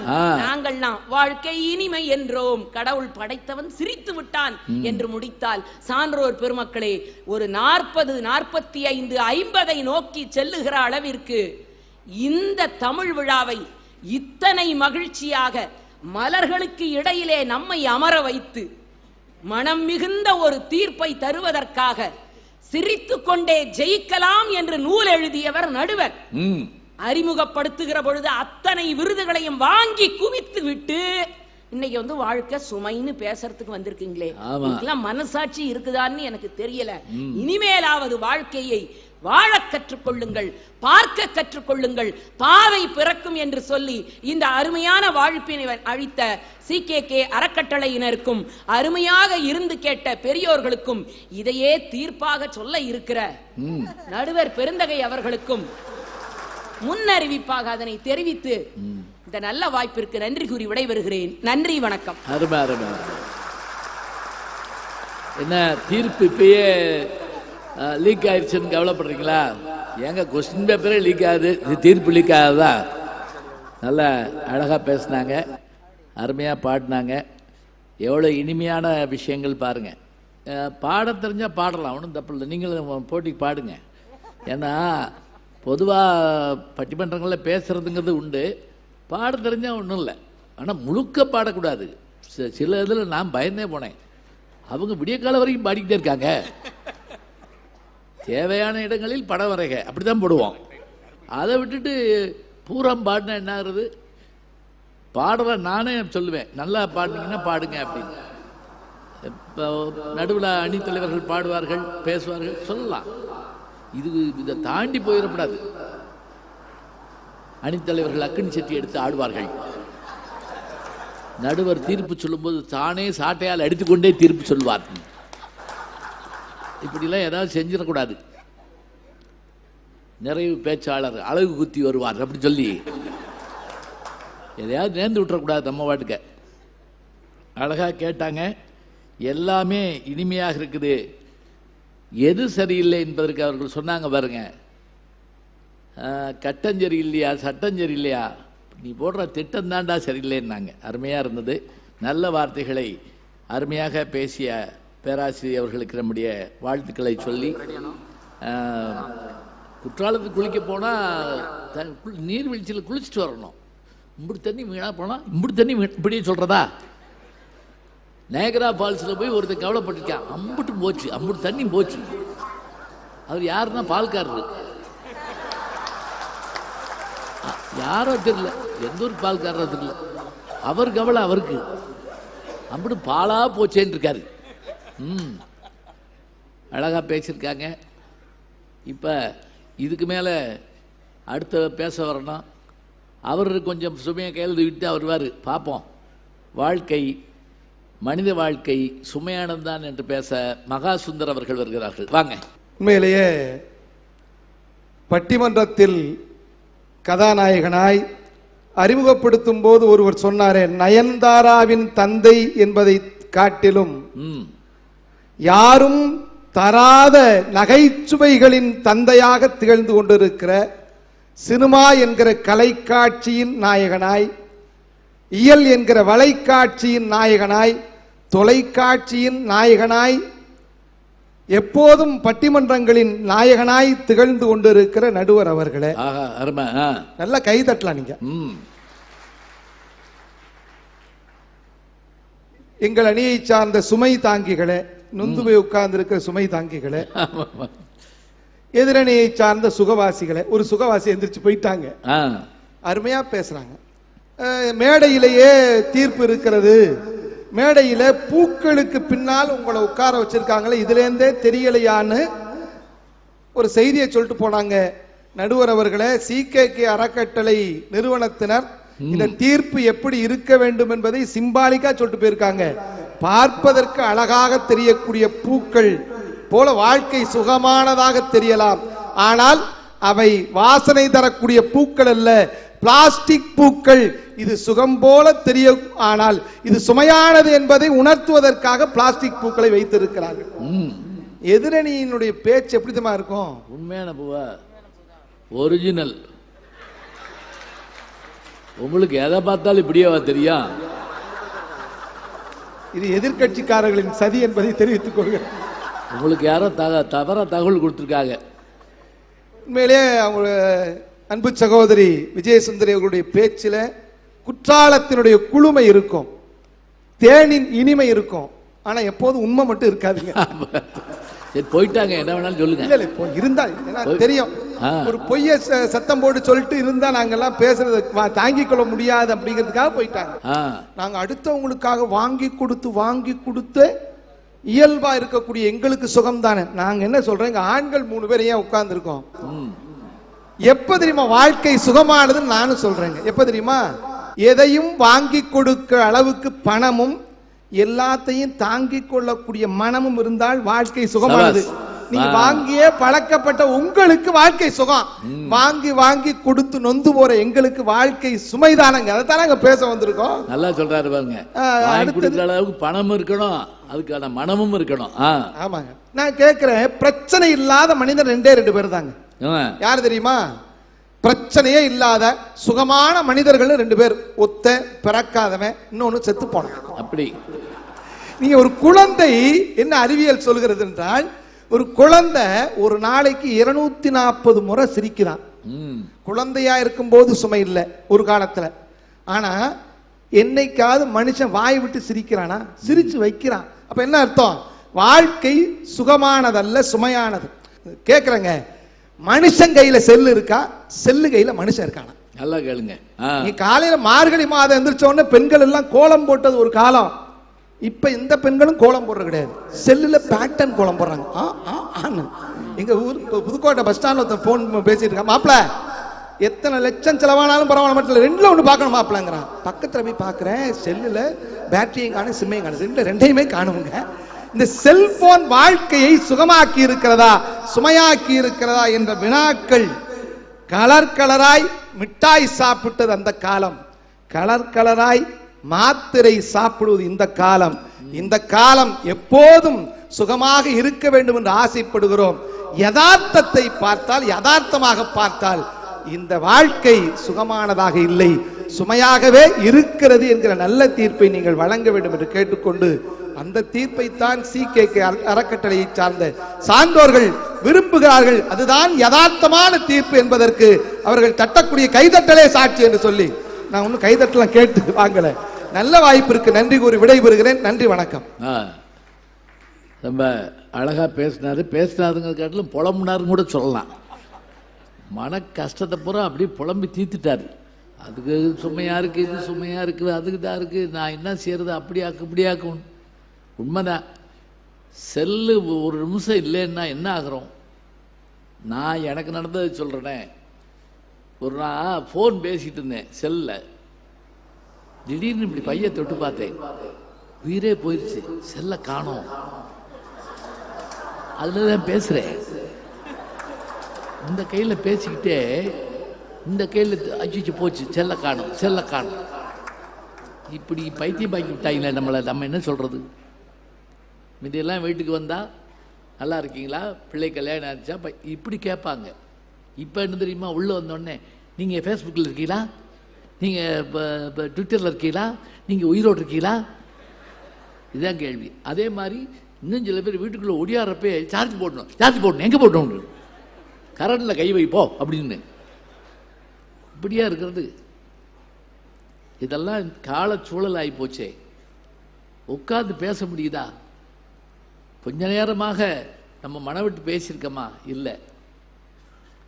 உணவு சுவையா இருக்கா? கிடையாது.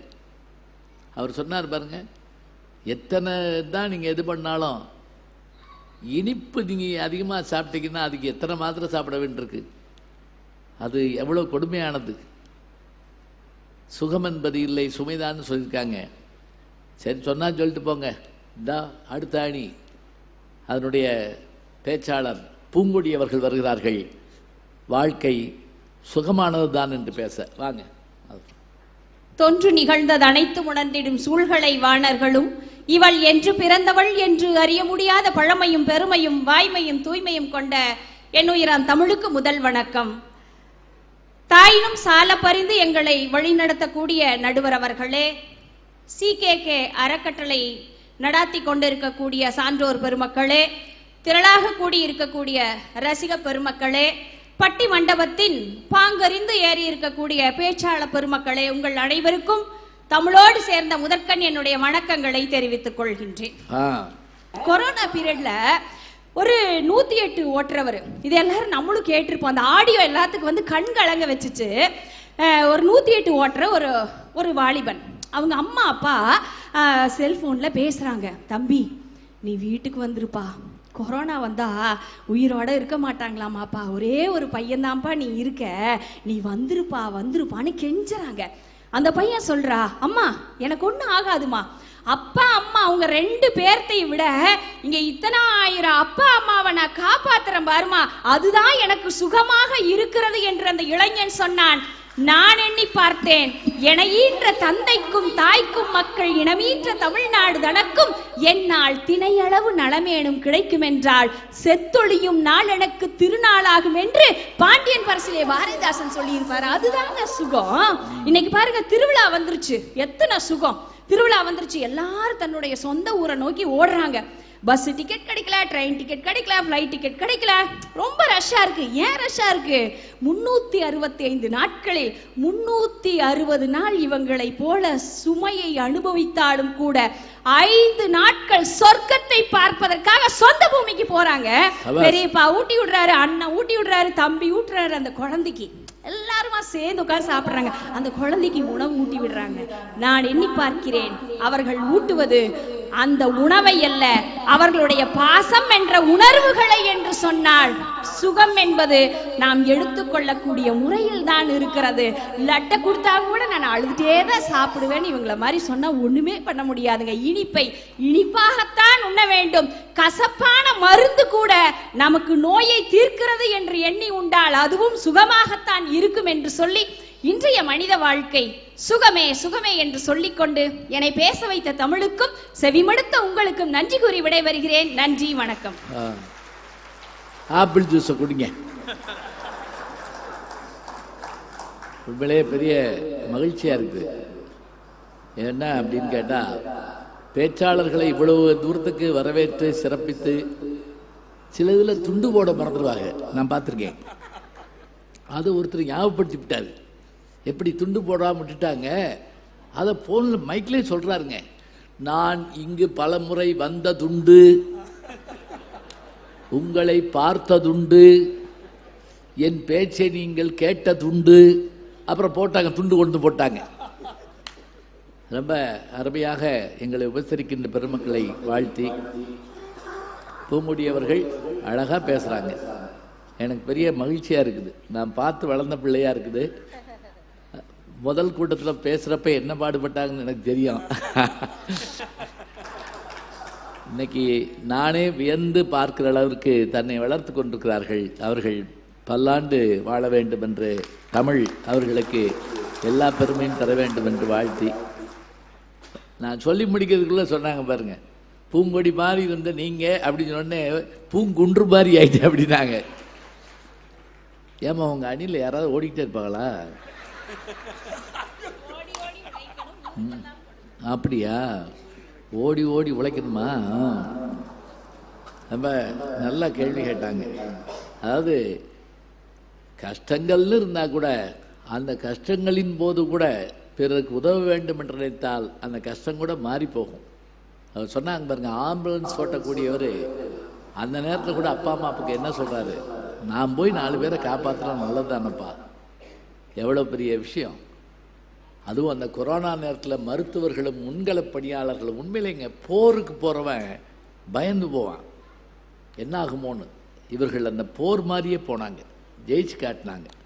அருமையாக பேசியிருக்கிறாங்க, அழகாக சொல்லியிருக்காங்க. நீங்கள் சுமையை சுகமாக்குங்கள், சுகத்தையும் சுமையாக்காதீர்கள் என்பது அவர்களுடைய வேண்டுகோள். வாங்க ஐயா செல்லக்கண்ண. இல்லை, வாழ்க்கை சுமையானது தான் என்று பேச வருகிறார். வாங்க. மொழியால் உலகத் தமிழர்களை ஆட்சி செய்து வரக்கூடிய சொற்களை விற்பனை செய்வோர்கள் மத்தியில், சொற்களை விற்பனை செய்வோர்கள் மத்தியில் சொற்களை மக்கள் இதயத்திலே விதைத்து வரக்கூடிய மிகச்சிறந்த தமிழறிஞரும் எங்களுடைய வழிகாட்டியுமான ஐயா நடுவர் பெருந்தகை அவர்களே, இரு அணியிலும் வாதிடுவதற்காக வருகை இருந்திருக்கக்கூடிய பேச்சாளர் பெருமக்களே, தன் கடன் அடியேனையும் தாங்குதல் என் கடன் பணி செய்து கிடப்பதே என்று அப்பர் பெருமான் சொன்னது மாதிரி அறம் சார்ந்த செயல்களை மட்டுமே செய்து வரக்கூடிய CKK அறக்கட்டளை சார்ந்த அத்துணை சான்றோர் பெருமக்களுக்கும் ஏங்க நான் ஒரு கேள்வி கேட்கிறேன். எல்லாருக்கும் நமக்கு எல்லாம் கிடைச்சிட்டா ஐயா, இனி ஒரு விதி செய்வோம், எந்த நாளும் காப்போம், தனி ஒருவனுக்கு உணவில்லை எனில் இந்த ஜகத்தினை அழைத்துவிடும் அப்படின்னு சொன்னார் மகாகவி பாரதி. நமக்கு எல்லாருக்கும் எல்லாம் கிடைச்சிட்டா, எல்லாருக்கும் போடுறதுக்கு துணி கிடைச்சிட்டா, ஏன் எல்லாருக்கும் நமக்கு உணவு கிடைச்சிட்டா, எல்லாருக்கும் இருக்கிறதுக்கு இடம் கிடைச்சிட்டா, எல்லாருக்கும் கல்வி கிடைச்சிருக்கா, எல்லாருக்கும் பொருளாதாரம் சரியாயிட்டா, எல்லாருக்கும் வேலை கிடைச்சிட்டா, ஏன் எல்லாருக்கும் போக்குவரத்து சரியாயிட்டா. எங்க இன்னைக்கு ஒரு விஷயம் தெரிஞ்சுக்குங்க, மலைப்பகுதியில மலைவாழ் மக்கள் இருக்கக்கூடிய இடங்கள்ல ஒருத்தங்க ஒரு தபால் துறையில பணியாற்றக்கூடிய ஒரு பெண் எத்தனை கிலோமீட்டர் நடந்து போறாங்க தெரியுமாங்க? கஷ்டப்பட்டு என்ன கொண்டு போறாங்க? ஒரு அப்பாயின்மெண்ட் ஆர்டரா இருக்கும், ஒரு அவசர செய்தியா இருக்கும், ஒரு வாழ்த்து செய்தியா இருக்கும். அங்க கஷ்டப்பட்டு ஒண்ணு இல்லைங்க, மின்சாரம் இல்ல, தொலைபோன் வசதி இல்ல, தொலைத்தொடர்பு வசதி இல்ல, எந்த வசதியும் இல்லாமல் எத்தனையோ கிராமங்கள் இன்னைக்கு நம்ம தேசத்துல இருக்கு. அப்படின்னா எல்லாருக்கும் எல்லா வசதியும் கிடைத்திருக்கிறதா? அப்படின்னா நீங்க சொல்ற மாதிரி சுகம். ஐயா நான் சொல்லிடுறேன், முடிச்சிடுறேன். என்ன வேதனை அவ்வளவு இருக்குயா? இருக்கு போறப்ப கார்ல பேசிட்டு போவோம். பைச்சிறை இருந்ததோ 10 திங்கள், கைச்சிறை கண்சிறை காலை வயதில், மெய்ச்சிறைக்குள்ளே விழுந்து தவிக்கும் ஆவி கைதி அகலும் வரை அகில வாழ்க்கைய ஆயுள் தண்டனை தான். அதான் திரைக்கவிஞன் கூட சொன்னான், சில நாள் இருந்தேன் கருவறையில், பல நாள் கிடந்தேன் சிறையறையில், அம்மா என்னை ஈன்றது அம்மாவாசையாம், அதனால் பிறந்தது தொல்லையடா, ஆனால் என் மனம் வெள்ளையடா, பட்ட பாடு யாவுமே பாடம் தானடா, ஒரு பூந்தோட்டமா வாழ்க்கை இல்லை போராட்டமே வாழ்க்கை, ஒரு பூந்தோட்டமா வாழ்க்கை இல்லை போராட்டமே வாழ்க்கை, வானத்தை பார்த்தேன் பூமியை பார்த்தேன் மனுஷனை இன்னும் பார்க்கலையே. இதான் நிலைமை. நடுவர் அவர்களே உன்னை சொல்லிடுறேன், அபிராமி பட்டர் மிகச் சிறப்பாக சொல்லுவார், ஒரு மனுஷன் என்னென்ன கஷ்டப்படுறான் அப்படிங்கிறத, எதெல்லாம் அவனை வாழ்நாளிலே துரத்தி கொண்டிருக்கிறது என்பதை அற்புதமாக சொல்லுவார். மிகையும் துரத்த, வெம் பிணியும் துரத்த, வெகுளியானதும் துரத்த, மிடியும் துரத்த, நரை திரையும் துரத்த, மிகு வேதனைகளும் துரத்த, பசி என்பதும் துரத்த, பாவம் துரத்த, பதி மோகம் துரத்த, பல காரியமும் துரத்த, நாளும் துரத்த, ஊழ் வினையும் துரத்த, பல காரியமும் துரத்த, நான் வறண்டு ஓடி கால் தளர்ந்துடும் என்னை நமனும் துரத்துவானோ அப்படின்னு கேட்கிறார். இதாங்க கஷ்டம். நாமெல்லாம் கஷ்டப்பட்டு கொண்டிருக்கிறோம், ஏதோ ஒரு வகையில நிம்மதி இழந்து கொண்டிருக்கிறோம். அதனால் இன்றைய காலகட்டத்தில் வாழ்க்கை சுகமல்ல, மிகப்பெரிய சுமையே சுமையே சுமையே என்று சொல்லி வாய்ப்பளித்த அத்தனை பெருமக்களுக்கு நன்றி பாராட்டி விடைபெறுகின்றேன். அன்பு வணக்கம் ஐயா. உண்டு எல்லா சுமையும் இறக்கி வச்சுட்டீங்களா? இங்க வந்து ஒரு செய்தியை சொல்றேன்னு சொல்லிட்டு ஒரு ஏதோ திருக்குறள் சொல்ல போறான்னு பார்த்தா 23 ஒரு பாட்டை போய் சொல்றாரு. ரொம்ப அழகா சொன்னார். எத்தனை கஷ்டங்கள் இருக்கு, எத்தனை சிரமங்கள் இருக்கு, இதெல்லாம் பார்க்காம நீங்க அதில் இருக்கக்கூடிய சந்தோஷத்தை பற்றி பேசிக்கிட்டு இருக்கீங்களே, இருந்து பார்த்தா தானே தெரியுங்கிறாங்க. இப்போ சமீபத்தில் இந்த ஒரு பேப்பரில் வந்து செய்தாங்க தாத்தா, அவர் சொன்னார், ஒரு அம்மா 40 வருஷம் ரன்னர் வேலை, அதாவது தபாலை கொண்டுட்டு ஓடணும், மலை பக்கம் போகணும். அந்த மலை பக்கம் போகிறப்ப புலி சிங்கம் வந்தால் நின்றுக்கிருமா அந்த அம்மா. அதுக்கு தெரியுமா அது தபால் கொண்டு போகுதுன்னு. ஆனாலும் கூட பேசாமல் இருந்து அது போன பிறகு வருமா. அதுக்கு பெரிய பாராட்டு கூட்டம் போட்டு அந்த அம்மா விடை வர்றப்ப அந்த கிராமங்கள்லாம் அழுதுக்குங்க. எல்லாம் எத்தனை செல் வந்தாலும் எத்தனை மற்ற உபகரணங்கள் வந்தாலும் ஒரு கடிதத்தின் மூலம் ஒரு செய்தி நமக்கு வந்த உடனே எவ்வளவு சந்தோஷமா இருக்கு தெரியுங்களா? அது மாதிரியான மகிழ்ச்சி கிடைக்குமா? அருமையா சொல்லியிருக்காங்க. நிறைவாக இல்லை வாழ்க்கையின் சுகத்தை அனுபவிக்க பாருங்கள் என்று பேசுவதற்காக பேராசிரியை டாக்டர் மனோன்மணி அவர்கள் வருகிறார்கள். வாங்கம்மா. தமிழகத்திலே இரவு நேரத்திலும் பகல் நேரத்திலும் மதிய நேரத்திலும் பல்கலைக்கழகமாக திகழ்கிற பேராசிரியரும் முனைவரும் நல்ல நடுவருமான நடிகர் அவர்களே. நடிகர் அவர்களே? ஆமா, இப்ப நடுவர்ல இருந்து நடிகர் ஆயிருக்கீங்க, நடிகர்கள் எல்லாம் நடுவர் ஆயிருக்காங்க. இது பரவாயில்ல. அன்னைக்கு ஒருத்தர் என்னை அறிமுகப்படுத்துறாரு. கும்பகோணம் கோயில் நின்றுட்டு இருக்கேன், என்னை பார்த்துட்டு ஓடி போய் குடும்பத்தை கூட்டு விட்டாரு. யார் தெரியுதா?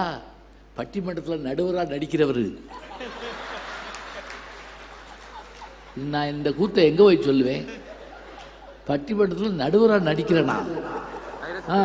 அப்ப நான் சொன்னது கரெக்ட் தானே நடுவர் அவர்களே? கரெக்ட் தான். நம்ம மேடையில வீற்றிருக்கிற இலக்கிய வழக்கறிஞர்களே, உச்சி மலை விளக்காக உலகோங்கும் புகழ் கொண்டதான பச்சை பசுந்தமிழ் நாட்டிலே தமிழ் பாய்ந்திட வாழ்வதுதான் வாழ்வு என்று தமிழுக்காக 42வது இலக்கிய திருவிழாவை நடத்துகிற CKK அறக்கட்டளையினுடைய அன்பிற்கினிய தமிழ் நெஞ்சங்களே, உங்களுடைய அன்பான வணக்கங்கள்.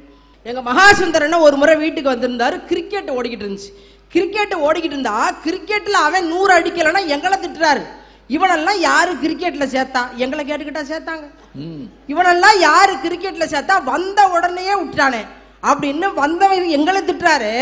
இந்த நாட்டுல பிரச்சனை என்ன தெரியுங்களா? கிரிக்கெட் விளையாட்டு விஷயத்துல நீங்க நாட்டுப்பற்றோட இருக்கிறீங்க.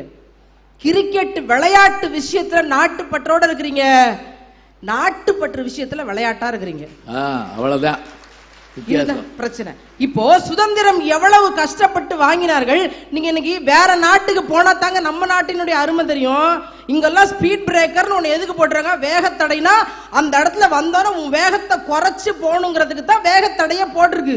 இவங்க வேகத்தடைய விட்டு சைட்ல பூந்து போயிடுவாங்க. பாத்திருக்கீங்களா? நீங்க வெளிநாட்டுக்கு போகும்போது அது கையில ஒரு பாஸ்போர்ட்டை வச்சிருக்கலன்னா கூட ஜெயில பிடிச்சு போட்டுருவாங்க. அப்போ அங்க போகும்போது தான் நம்ம நாட்டினுடைய அருமை உங்களுக்கு தெரியும். சுதந்திரம் சுமை என்று அவர்கள் நினைத்திருந்தால் இன்றைக்கு சுதந்திரம் உங்களுக்கு கிடைத்திருக்குமா? இளமையிலேயே முட்டி மோதி அது தந்த காயங்களையும் தழும்புகளையும் சுமந்து கொண்டு முள்ளில் நடந்து முன்னேறி இளைஞன் இன்றைக்கு சுதந்திரம் பெற்றிருக்கிறதுடைய அருமை நீங்கள் சுகமாக வாழ்கிறீர்கள். அப்போ சுமைன்னு நினைச்சிருந்தா உலகத்துல எல்லாமே சுமையா தாங்க இருந்திருக்கும். மகாத்மா காந்தி பேசி கொண்டிருக்கிறார். தூரத்துல ஒரு குழந்தை அவன் தம்பியை வச்சுக்கிட்டு நிக்குது. தம்பியை தூக்கி வச்சுக்கிட்டே அவ்வளவு நேரம் கூட்டத்துல நிக்கிறத மகாத்மா காந்தி பார்த்துட்டு இறங்கி போகிற பொழுது, பாப்பா இவ்வளவு நேரமும் ஏன் அந்த கணத்தை சுமந்து கொண்டே இருக்கிறாய் அப்படின்னு அந்த குழந்தைய கேட்டார். அந்த குழந்தை, அதுவே குழந்தை அந்த தம்பியை தூக்கி வச்சுட்டு சொன்னுச்சு, இது உங்களுக்கு கனமா? இது உங்களுக்கு கனமா? என் தம்பி அல்லவா என்று கட்டி கொண்டது. உங்கள் பார்வைக்கு அது கணம். நான் விரும்பி அதை சுமக்கிற பொழுது அது கணம் அல்ல, அதுதான் எனக்கு சுகம் என்று அந்த குழந்தை சொன்னது என்றால் அதை நாம் எப்படி பார்க்கிறோம் என்பதில் இருக்கிறது. நடுவர் அவர்களே, உளி வச்சு சிற்பி அந்த கல்லை உடைச்சி சிற்பமா செதுக்குறாங்க. ஒரு கல்ல படியா போட்டாங்க, ஒரு கல்ல தெய்வமாக்கிட்டாங்க. இந்த படியா இருந்த கல்லு கேட்டுச்சு, நானும் நீ ஒரு மலையில தான் இருந்தோம், ஆனா ஒன்ன மட்டும் கடவுளா செஞ்சு முன்னாடி வச்சு கையெடுத்து கும்பிடுறாங்க, என்னை மட்டும் காலால போட்டு மிதிக்கிறாங்களே, இது என்ன நியாயம்னு கேட்ட பொழுது அந்த கடவுளாக இருந்த கல் சொன்னது, உளியை வைத்து சிற்பி என்னை செதுக்குகிற பொழுது வாழ்க்கையினுடைய வழிகளை பொறுத்து கொண்ட காரணத்தினாலே நான் கடவுளாக வணங்கப்படுகிறேன். நீ வழிகளை பொறுத்து கொள்ளாமல் உடைந்து உடைந்து வீழ்ந்தாய், சுமை என்று நீ சொன்னாய், ஆதலால் நீ படியாக கிடந்து மிதிபடுகிறாய் என்று சொன்னது. வாழ்க்கை கவிதை, அதை வாசிக்க வேண்டும். வாழ்க்கை கவிதை வாசிப்போம், வானமளவு யோசிப்போம், முயற்சி என்ற ஒன்றை மட்டும் மூச்சு போல சுவாசிப்போம். லட்சம் கனவு கண்ணோடு, லட்சியங்கள் நெஞ்சோடு, உன்னை வெல்ல யாரும் இல்லை, உறுதியோடு போராடு. மனிதா உன் மனதை கீறி விதை போடு, மரமாகும். அவமானம் படுதோல்வி எல்லாமே வரமாகும். வாழ்வில் என்ன போராட்டம், கண்ணில் என்ன நீரோட்டம். ஒரு கனவு கண்டால் அதில் துணை முயன்றால் அந்த வானம் வசமாகும். மனமே ஓ மனமே நீ மாறிவிடு, மழையோ அது புயலோ நீ ஓடிவிடு. ஒவ்வொரு பூக்களுமே சொல்கிறதே, வாழ்வென்றால் போராடும் போர்க்களமே. ஒவ்வொரு விடியலுமே சொல்கிறதே, இரவென்றால் பகலொன்று வந்திடுமே. நடுவர்களே, இதுதான் வாழ்க்கை. அந்த சுமையை தாங்குகிற பக்குவம் இருக்கிற பொழுது இந்த சுகம் என்பது தானாக வந்து சேரும். அது அவரவருடைய பக்குவத்தில் தான் இருக்கிறது. ஒரு தாய் நிலவை பிடித்து தருவதாக சொல்லி சோறூட்டுகிறாள், நிலவை காட்டி காட்டி சோறூட்டுகிறாள். அந்த தாயினுடைய நோக்கம் நிலாவை பிடித்து தருவதல்ல, தன் குழந்தைக்கு சோறூட்டுவதுதான். வாழ்க்கையினுடைய நோக்கம் சுமை அல்ல, சுகம்தான் என்று சொல்லிக்கொண்டு நிறைவு செய்கிறேன். நன்றி, வணக்கம். அருமை அருமை அருமை. இந்த ஒரே டிக்கெட்ல 2 படம் பார்த்த மாதிரி, பட்டிமன்றம் கேட்ட மாதிரி ஆச்சு, பாட்டு கச்சேரி வச்ச மாதிரி ஆயிடுச்சு. நல்லா பாடுறாங்க, அழகாக சொன்னாங்க. நல்ல பாடல்களை சொல்கிற போது நமக்கு நம்மளை அறியாமல் தலையை அசையுது. அதுவும் கவி பேரரசுடைய வைரமுத்து அவர்களுடைய பாடலை சொல்லவும் செய்கிறாங்க, பாடவும் செய்கிறாங்க. அதனால தான் இவங்களுக்கு என்ன பெரிய சிறப்பு தெரியுங்களா, அவர் கையிலேயே பொன்னாடை வாங்கக்கூடிய ஒரு பெருமை இவர்கள் பெற்றார்கள். எங்கள் வீட்டுக்கு வந்திருந்தார் கவிஞர், எனக்கு ரொம்ப குடும்ப நண்பர் அவர். அப்போ இவங்க பட்டிமன்றத்துக்கு வந்திருந்தாங்க. இவங்களை கூப்பிட்டு அறிமுகம் பண்ணேன். உங்கள் கவிதைகளில் தான் ஆராய்ச்சி பண்ணுறாங்க, நல்லா பாடுவாங்கன்னு சொன்னேன். அடுத்த முறை என்ன பண்ணாருன்னா, மதுரையில் ஒரு பெரிய கூட்டத்தில் இவங்களை வரவழைச்சு மேடையில் பாட வச்சு அவர் கையிலேயே இவங்களுக்கு பொன்னாடை போத்துறாரு. அது பெருசு இல்லைங்க. இவங்களை பார்த்த உடனே கவி பேரரசு வைரமுத்து ஒரு வார்த்தை சொன்னார், ஏன் மாதிரியே நிறமா இருக்காங்க அப்படின்னு சொன்னார். என்ன நிறம்னு சொல்லலாமா? அதான் ஏன் மாதிரியே நிறமா இருக்காங்கன்னு அவர் சொன்னார்.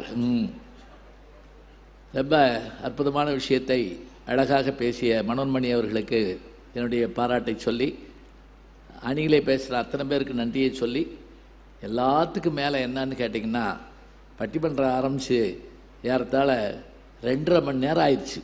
2.5 மணி நேரம். அப்படியா அப்படின்னு கிளம்பிடாங்களா? கொஞ்சம் கொஞ்சம் உட்காருங்க. நான் ஆன்லைன்லாம் தீர்ப்பு சொல்ல முடியாது. இந்த 2.5 மணி நேரம் ஒரு சினிமாவை எடுக்கணும்னா 500 கோடி செலவாகும். ஐஸ்வர்யா ராய் ஹீரோயினை போடணும், அமெரிக்காவில் போய் படம் எடுக்கணும், எதுவும் கிடையாது. 5 பேர் 7 பேர் அந்த அம்மா 7 பேர். அப்படி ஒன்றும் பேரழகின்னு இல்லை, சும்மா சொல்கிறேன். சுமாரான ஆட்கள் தான், சுமாரான அழகிகள் தான், அப்படி வச்சுக்கலாம். இந்த 7 பேரும் இந்த 2.5 மணி நேரத்தில் உங்களை அசைவடியாமல் உட்கார வச்சிருக்கோம்னு சொன்னால், நாங்கள் நல்லா பேசி நீங்கள் கேட்டோன்னு நான் சொல்லலைங்க. நீங்கள் நல்லா கேட்டீங்க, நாங்கள் நல்லா பேசணும், அதான் உண்மை. கேட்காத கூட்டத்தில் பேச முடியுமா சொல்லுங்க பார்ப்போம். ஒரு ஊருக்கெல்லாம் போயிருந்தாங்க, 3000 பேருங்க கூட்டம், அப்படியே குப்புறப்பட தூங்குறாங்க. அதில் இந்த அம்மா வந்து உள்ளத்தில் நல்ல உள்ளம் உறங்காதுன்னுட்டு இருக்கு. அதில் ஒருத்தர் எந்திரிச்சு, இவங்க என்ன போலடாய் அப்படிங்கிறான். அவன் எப்போ எந்திரிச்சு பார்த்தாலும் நாங்கள் உட்கார்ந்து இருந்திருக்கோம். தீக்க நான் கண்ட மாதிரி நடுக்கிறாங்க எங்களை பார்த்து. இதுதான் பேச்சா? இல்லை. பேச்சு எப்படி இருக்கணும்? கேட்டுக்கிட்டு இருக்கால கட்டி போடணுங்கிறார் திருவள்ளுவர். கேட்டார் பிணிக்கும் தகையவாய், கேளாரும் வேட்பமளிவதாம் சொல். கேட்டோர் மகிழ வேண்டும். கேளார்னா பகைவர்னு ஒரு அர்த்தம். கேட்குறவங்க மட்டும் இல்லை, கேளார்னா கேட்காதவங்க மட்டும் இல்லை, பகைவர். அதாவது நமக்கு பிடிக்காதவங்க கூட பேச்சில் நம்ம நிப்பாட்டுமா. கேளாரும் வேட்பமொழிவதாம் சொல். கேட்கிறவங்க கட்டி போடுறோம் பேச்சில். ஒரு ஊரில் பேச்சாளனை கட்டி போட்டிருக்காங்க. இனிமே நீ எங்கேயும் போய் பேசக்கூடாது. அவ்வளோ மோசமாக பேசுகிறவன் இருக்கானா? ஒருத்தன் தற்கொலை பண்ணி சாகிறதுக்காக அப்படியே ரயில் நோட்டருக்கு ஓடிருக்கான். அந்நேரம் இப்படி ஒரு பேச்சை கேட்டான், யூட்டர் அடித்து வந்து இப்படி உட்காண்டான். உட்காந்து அவரையே பார்த்துக்கிட்டே இருந்தான். பேசி முடிக்கும் அவர் காலை தொட்டு கும்பிட்டான். தற்கொலை பண்ணி சாக தெரிஞ்சனியா? சாக தெரிஞ்சேன். உன் பேச்சை கேட்டு திரும்பி வந்துட்டேன். இவர் அவனை அப்படியே கட்டி பிடிச்சிக்கிட்டாரு. அவ்வளோ நல்லா பேசினா, உன் தற்கொலையை தடுத்துட்டா, ஏன் திரும்பி வந்தேன்னாரு. நீ எல்லாம் உயிரோடு இருக்கப்படா, ஏடா சாகன அப்படின்னா, நீ பேசியே கொள்ற, நீ இருப்ப நான் சாவனா? அப்படியே பேசுவாங்க. இல்லை, இந்த பாருங்க, ஒரு ஆளை சிரிக்க வைக்கிறது எவ்வளோ கஷ்டம் தெரியுங்களா? அழு வைக்கிறது ஈஸிங்க, சப்புன்னு ஒரு அரை விட்டு அழுவாங்க. கோவம் வர வைக்கிறது ரொம்ப ரொம்ப ஈஸி. என்னென்ன குறைமா இருக்கீங்க அப்படின்னு கோய்ப்பான். சிரிச்ச முகம்ங்கிறது எவ்வளவு பெரிய விஷயங்க. குனித்த பருவமும் கொவ்வை செவ்வாயில் குமிழ் சிரிப்பும் படித்த சடையும் பவளம் போல் மேனியில் பால் வெந்நீரும் இனித்தமிடம் எடுத்த பற்பாதமும் காணப்பெற்றால் மணித்த பிறவியும் வேண்டுவதே இம்மாநிலத்தே. யார்? அப்பர் சுவாமி பாடுறார். குமிழ் சிரிப்புனா என்ன தெரியுங்களா? சிரிப்பு வர்றப்ப அடக்கிறோம்ல, அதுக்கு பேர் தான் குமிழ் சிரிப்பான். அடக்கணும். சிரிக்காமல் இருக்கிற சொன்னோம்னா பிள்ளைகள் ரொம்ப கஷ்டப்படும். சொல்லியிருப்போம், இன்னைக்கு சிரிக்காத எங்கள் மேனேஜர் வர்றாரான்னு சொல்லி வச்சுருப்போம். ஓடி ஓடி சிரிப்பாங்க, உட்காந்து சிரிப்பாங்க. அதில் சில பேர் கேட்டுருவாங்க, இவர் தானேப்பா அந்த லூஸ் மாமா அப்படின்னு கேட்பான். இவர் இல்லடா, இல்லப்பா நீ சொன்னப்பா. அவருக்கு உயிர் போய் போய் வரும். அப்படியே நம்ம வீட்லேயும் கும்பல் சிரிப்பு உண்டுங்க. எப்போ தெரியுங்களா? திடீர்னு ஞாயிற்றுக்கிழமையில புருஷன் என்ன செய்வார், நான் சமையல் பண்ணுறேன் அப்படிப்பாரு. அந்த அம்மா இன்னைக்கு வேணா வந்துச்சுன்னு நினைக்கும். வேலையா வெறுங்கையில் வெந்நீர் வச்சுட்டு டம்முன்னு கீழே ஓட்டு அது மேலே ஒரு டான்ஸே ஆடிடுவார். அந்த அம்மாவுக்கு சிரிப்பு தாங்க முடியாது. அவர் மேலே வெந்நியும் கொட்டி அவர் டான்ஸ் ஆடி அந்த பக்கம் திரும்பி அப்படியே செவத்த பக்கம் திரும்பி முகத்தை கையில் பிடிச்சிக்கிடுவாங்க சிரிப்பு அடக்கிறப்ப. அப்போ பார்த்தீங்கன்னா முகம் அவ்வளோ அழகாக இருக்கும். அழகாக இருந்தா அழகாக தானே இருக்கும். சந்தோஷமாக இருக்கிறதுங்கிறது எவ்வளோ பெரிய விஷயம். ரொம்ப அருமையாக கேட்டீங்க. மீண்டும் அத்தனை பெருமக்களையும் வாழ்த்தி வணங்கி சுருக்கமாக தீர்ப்பு சொல்லிடுறேன். ஏன்னா நேரம் ஆகி போச்சு. மற்ற கூட்டத்துக்கு இந்த கூட்டத்துக்கு என்ன வித்தியாசம் தெரியுங்களா? மற்ற கூட்டத்திலலாம் கீழே உட்காந்து தின்னுக்கிட்டே இருப்பாங்க. எங்களை பார்க்க வச்சு இங்கே நாங்கள் குடிச்சுக்கிட்டே இருக்கோம். காப்பி குடிச்சியா, ஆப்பிள் ஜூஸ் குடிச்சியா, ஆரஞ்சு ஜூஸ் குடிச்சியா? இதில் நம்ம எல்லாம் ஃப்ளாஸ்கில் ஊற்றி வச்சிருக்கேன் ஆப்பிள் ஜூஸை போகிறப்ப குடிக்க. என்ன பாருங்க, பெரிய மகிழ்ச்சிங்க. வாழ்க்கை என்பது, மனித வாழ்க்கை என்பது சுகமானதா சுமையானதா? அதில் தொடங்குறப்ப சுமை அப்படிங்கிறதுக்கு என்ன அப்படின்னு கேட்டிங்கன்னா, சுமைன்னு சொல்லணும்னு அவங்க சொல்லலைங்க. கஷ்டங்கள் இல்லாமல் இல்லை, நமக்கு தெரியாது சில விஷயங்கள். பராசக்தி படம் நீங்கள் எப்போவாது முன்ன பார்த்துருந்தீங்கன்னா, இப்போ வேணும்னா பார்த்துடலாம், டக்குன்னு இப்படி போட்டோம்னா வரும். சிவாஜி அவர்களுடைய முதல் படம். அதில் அவர் போய் அந்த ரங்கூன்லேருந்து வந்து அந்த அவரை ஏமாற்றி ஒரு இவங்க விட்டு கூட்டி போய் அம்புட்டியும் இழந்துருவார் பணத்தெல்லாம். ஓ ரசிக்கும் சீமானை வா, ஜொலிக்கும் உடையிணைந்து கழிக்கும் நடனம் புரிவோம். ஆச்சரியம் என்னன்னு கேட்டிங்கன்னா, வானுலக மோட்சம் அதை நாடி இந்த வாழ்க்கையை இழந்தவர்கள் கோடி, வெறும் மாணவத்தினாலே வெறும் ஞானியைப் போல கிடந்து வீணிலே உழல வேண்டாம். குமாரி கமலான்னு ஒரு புகழ்பெற்ற டான்சர் அந்த காலத்தில், இன்னைக்கு இருக்காங்க. இந்த படத்தில் அவ்வளவு இழந்து தெருவில் பிச்சை எடுக்கக்கூடிய நிலைமை வந்த பிறகு அப்போ அந்த கதாநாயகி பண்டரிபாய் சொல்லுவாங்க, உன்னை கூட்டி சென்று இந்த நிலைக்கு ஆளாக்கினாலே அவளை நான் பாராட்டுகிறேன். என்ன பாராட்டுகிறாயா? என்ன சொல்லுகிறாய்? அப்படி மட்டும் அவள் செய்யாவிட்டால் இப்படி ஒரு உலகம் இருக்கிறது என்பதே உனக்கு தெரியாமல் போயிருக்கும். கலைஞர் வசனம். வாழ்க்கை என்ன எப்படிப்பட்டது? நீ நினைக்கிற மாதிரி கிடையாது. அது மட்டும் இல்லை, அந்த கதாநாயகி குழந்தை பெற்றிருப்பா. யாரு? அவங்க தங்கச்சி ரஞ்சினின்னு குழந்தை பெற்றிருப்பா. குழந்தை பிறந்திருக்குங்கிறது சொல்றதுக்கு அவங்க அப்பா வெளியே ஓடுவார். அதை கேட்கறதுக்கு மருமகன் வெளியே இருந்த உள்ள ஓடி வருவார். அந்த நேரம் 2 பேரையும் ரோட்டில் ஒரு லாரி அடிச்சுவிடும். ஒரே நேரத்தில் அப்பாவும் கணவனும் இல்லை. அந்த குழந்தையோடு அவள் படுற பாடு. அப்போ என்ன பண்ணலான்னு கேட்டோடனே பக்கத்து வீட்டுக்காரம்மான்னு சொல்லும், சரி பேசாமல் இட்லி கடை போட அப்படிங்கும். அப்படிம்பா. என்ன பெரிய குடும்பத்தில் பிறந்தவர், ஏன் பயப்படுகிறாய்? தமிழ்நாட்டில் தாலி இழந்தவர்களுக்கு இதுதானே தாசில்தார் உத்தியோகம். என்ன வசனம் பாருங்களேன். பூமாலை புழுதி மண் மேலே அப்படின்னு கையில் வச்சுக்கிட்டு பாடுவாங்க. அந்த பாட்டும் கலைஞர் எழுதின பாட்டு தான். இப்போ இந்த கஷ்டங்கள் எல்லாம் இருக்குங்கிற விஷயத்த சொல்லணும். அவர் பாடினார்ல பாட்டு, கையில் வாங்கினேன் பையில் போடல. அதில் ஒரு வரி என்ன தெரியுங்களா? எதையோ வாங்கணும்னு எண்ணம் இருக்குது மனசுல, அதை எண்ணாம இருக்க முடியல, ஏழைக்கு காலம் சரியில்லை.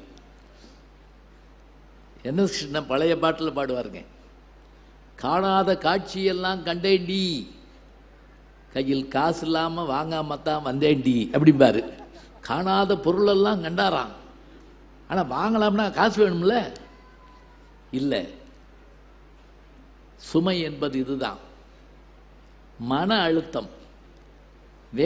தகுதி இருக்குங்க சில நேரங்களில், அந்த தகுதிக்குரிய அங்கீகாரம் கிடைக்காது.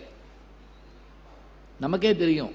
என் நண்பர் பத்மஸ்ரீ கமலஹாசன் அவர்கள் மகாநதிங்கிற படத்தில் ஒரு டயலாக் எழுதியிருப்பார். இந்த நாட்டில் நல்லவனுக்கு கிடைக்க வேண்டிய எல்லாமே கெட்டவனுக்கு கிடைக்குது அப்படிம்பார். எவ்வளோ கொடுமையான ஒன்று. நம்ம கண்ணுக்கு ஏத்தாப்புல முட்டாப்பைகள்லாம் பாராட்டப்படுறத பார்க்குறப்ப எரிச்சலாக இருக்கும் நமக்கு. நாமளே இப்படி கவலைப்பட்டா பாரதி என்ன கவலைப்பட்டிருப்பார் யோசிச்சு பாருங்க. பாரதி காலத்தில் வாழ்ந்து யாராவது இன்னைக்கு உயிரோடு இருக்கானா? இல்லை. பாரதியினுடைய பேர் இருக்கா? இல்லை. ஆனால் அவர் எல்லாவற்றையும் ஏற்றுக்கொண்டு உள்வாங்கிட்டாருங்க. அதான் பெரிய ஆச்சரியம். இவங்க சொன்ன மாதிரி எத்தனை கஷ்டங்கள் இருக்கு. நம்மெல்லாம் இதை எதிர்பார்க்காத கஷ்டங்களுக்கு நினைச்சு பாருங்க. இந்த சூழல் ஏற்படுமா? யாரு கூடயாவது உங்களால பேச முடியுதா சொல்லுங்க பார்க்கலாம். இந்த எல்லாம் ரயில்ல பேசிக்கிட்டே போவாங்க, பேசிக்கிட்டே வருவாங்க. சில நேரங்களில் பேச்சுவார்த்தை நல்லா தொடர்ந்து கல்யாணம் வரைக்கும் கூட வந்து சேருங்க. ரயில் சிநேகங்கள் அப்படின்னு சொல்லுவாங்க. இன்னைக்கு உள்ள நுழையிறப்பே காதில் ஒன்று மாட்டிருக்கான், கையில் ஒன்று வச்சிருக்கான், வெறுப்போடு நம்மளை பார்க்குறான், எது கேட்டாலும் பேச மாட்டேங்கிறான். இது என்ன மனித வாழ்க்கை?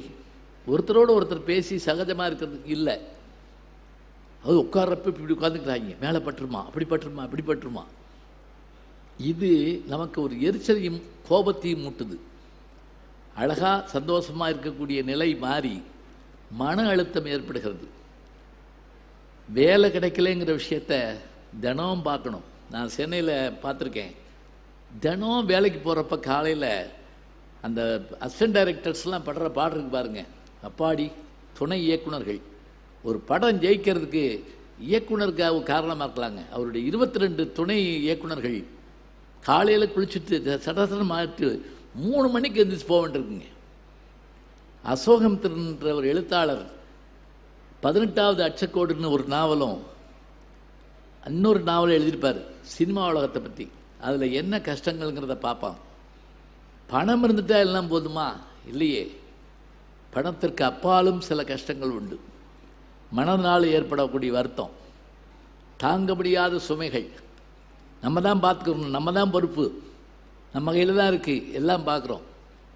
சில நேரங்களில் நான் நெடுஞ்சாலையில் பயணப்படுறப்ப வெயில் தாங்க முடியாத வெயிலில் ஒரு ஹோட்டல் வாசல் நின்று ஒருத்தர் கொடியை ஆட்டிக்கிட்டே இருப்பார், பார்த்துருக்கீங்களா? அந்த ஹோட்டலுக்கு சாப்பிட வர சொல்லி ஆட்டார். வெயிலில் 8 மணி நேரம் 10 மணி நேரம் நிற்க வேண்டியிருக்குங்க. மழை பெஞ்சால் நிற்கணும், பனி அடித்தாலும் நிற்கணும். அதே மாதிரி சென்னை போன்ற பெருநகரங்களில், கோவை போன்ற பெருநகரங்களில் அப்பார்ட்மெண்ட் வீடுகளில் வேலைக்காரர்களாக இருக்கிற 65 வயசு 70 வயசுக்கு மேற்பட்ட முதியவர்களை யோசிச்சு பாருங்க.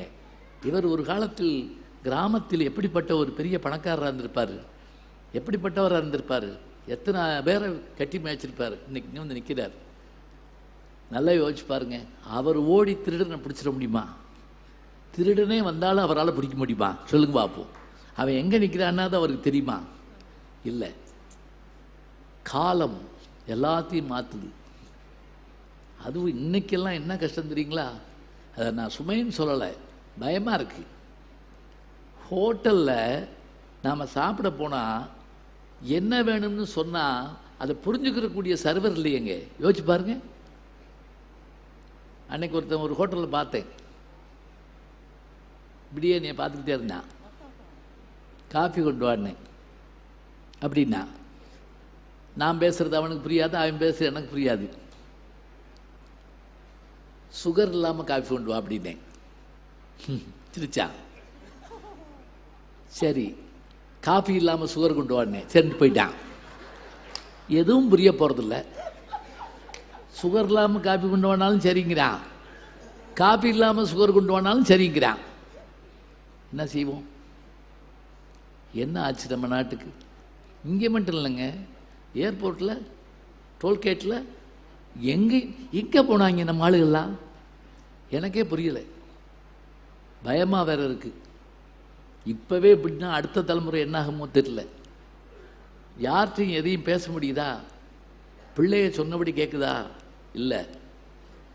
பிள்ளைய சொன்னபடி தான் நம்ம கேட்க வேண்டியிருக்கு. ஒரு வீட்டுக்குள்ளே போகிறேன், எல்லாரும் கார்ட்டூன் உட்காந்து பார்த்துக்கிட்டு இருக்காங்க, 12 பேரும். நான் உடல் குடும்பமே லூஸா இருப்பாங்களா கூட நினைச்சேன். ஏன் தெரியுமா? ரிமோட் வந்து அந்த 1.5 வயசு பிள்ளை கையில் இருக்கு.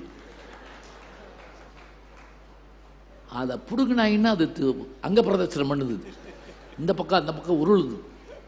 அதனால அது என்ன பார்க்கணுமோ அதைத்தான் இங்க பூரா இப்படி உட்காந்து பார்த்துக்கிட்டு இருக்காங்க. ஒன்றும் செய்ய முடியாது. நான் யோசிச்சு பார்த்தேன், எங்க வீட்டில் ரேடியோ வாங்கிட்டு வர்றாரு எங்க அப்பா 1963 64 தெருவே வந்து நிக்குது அதை பார்க்க.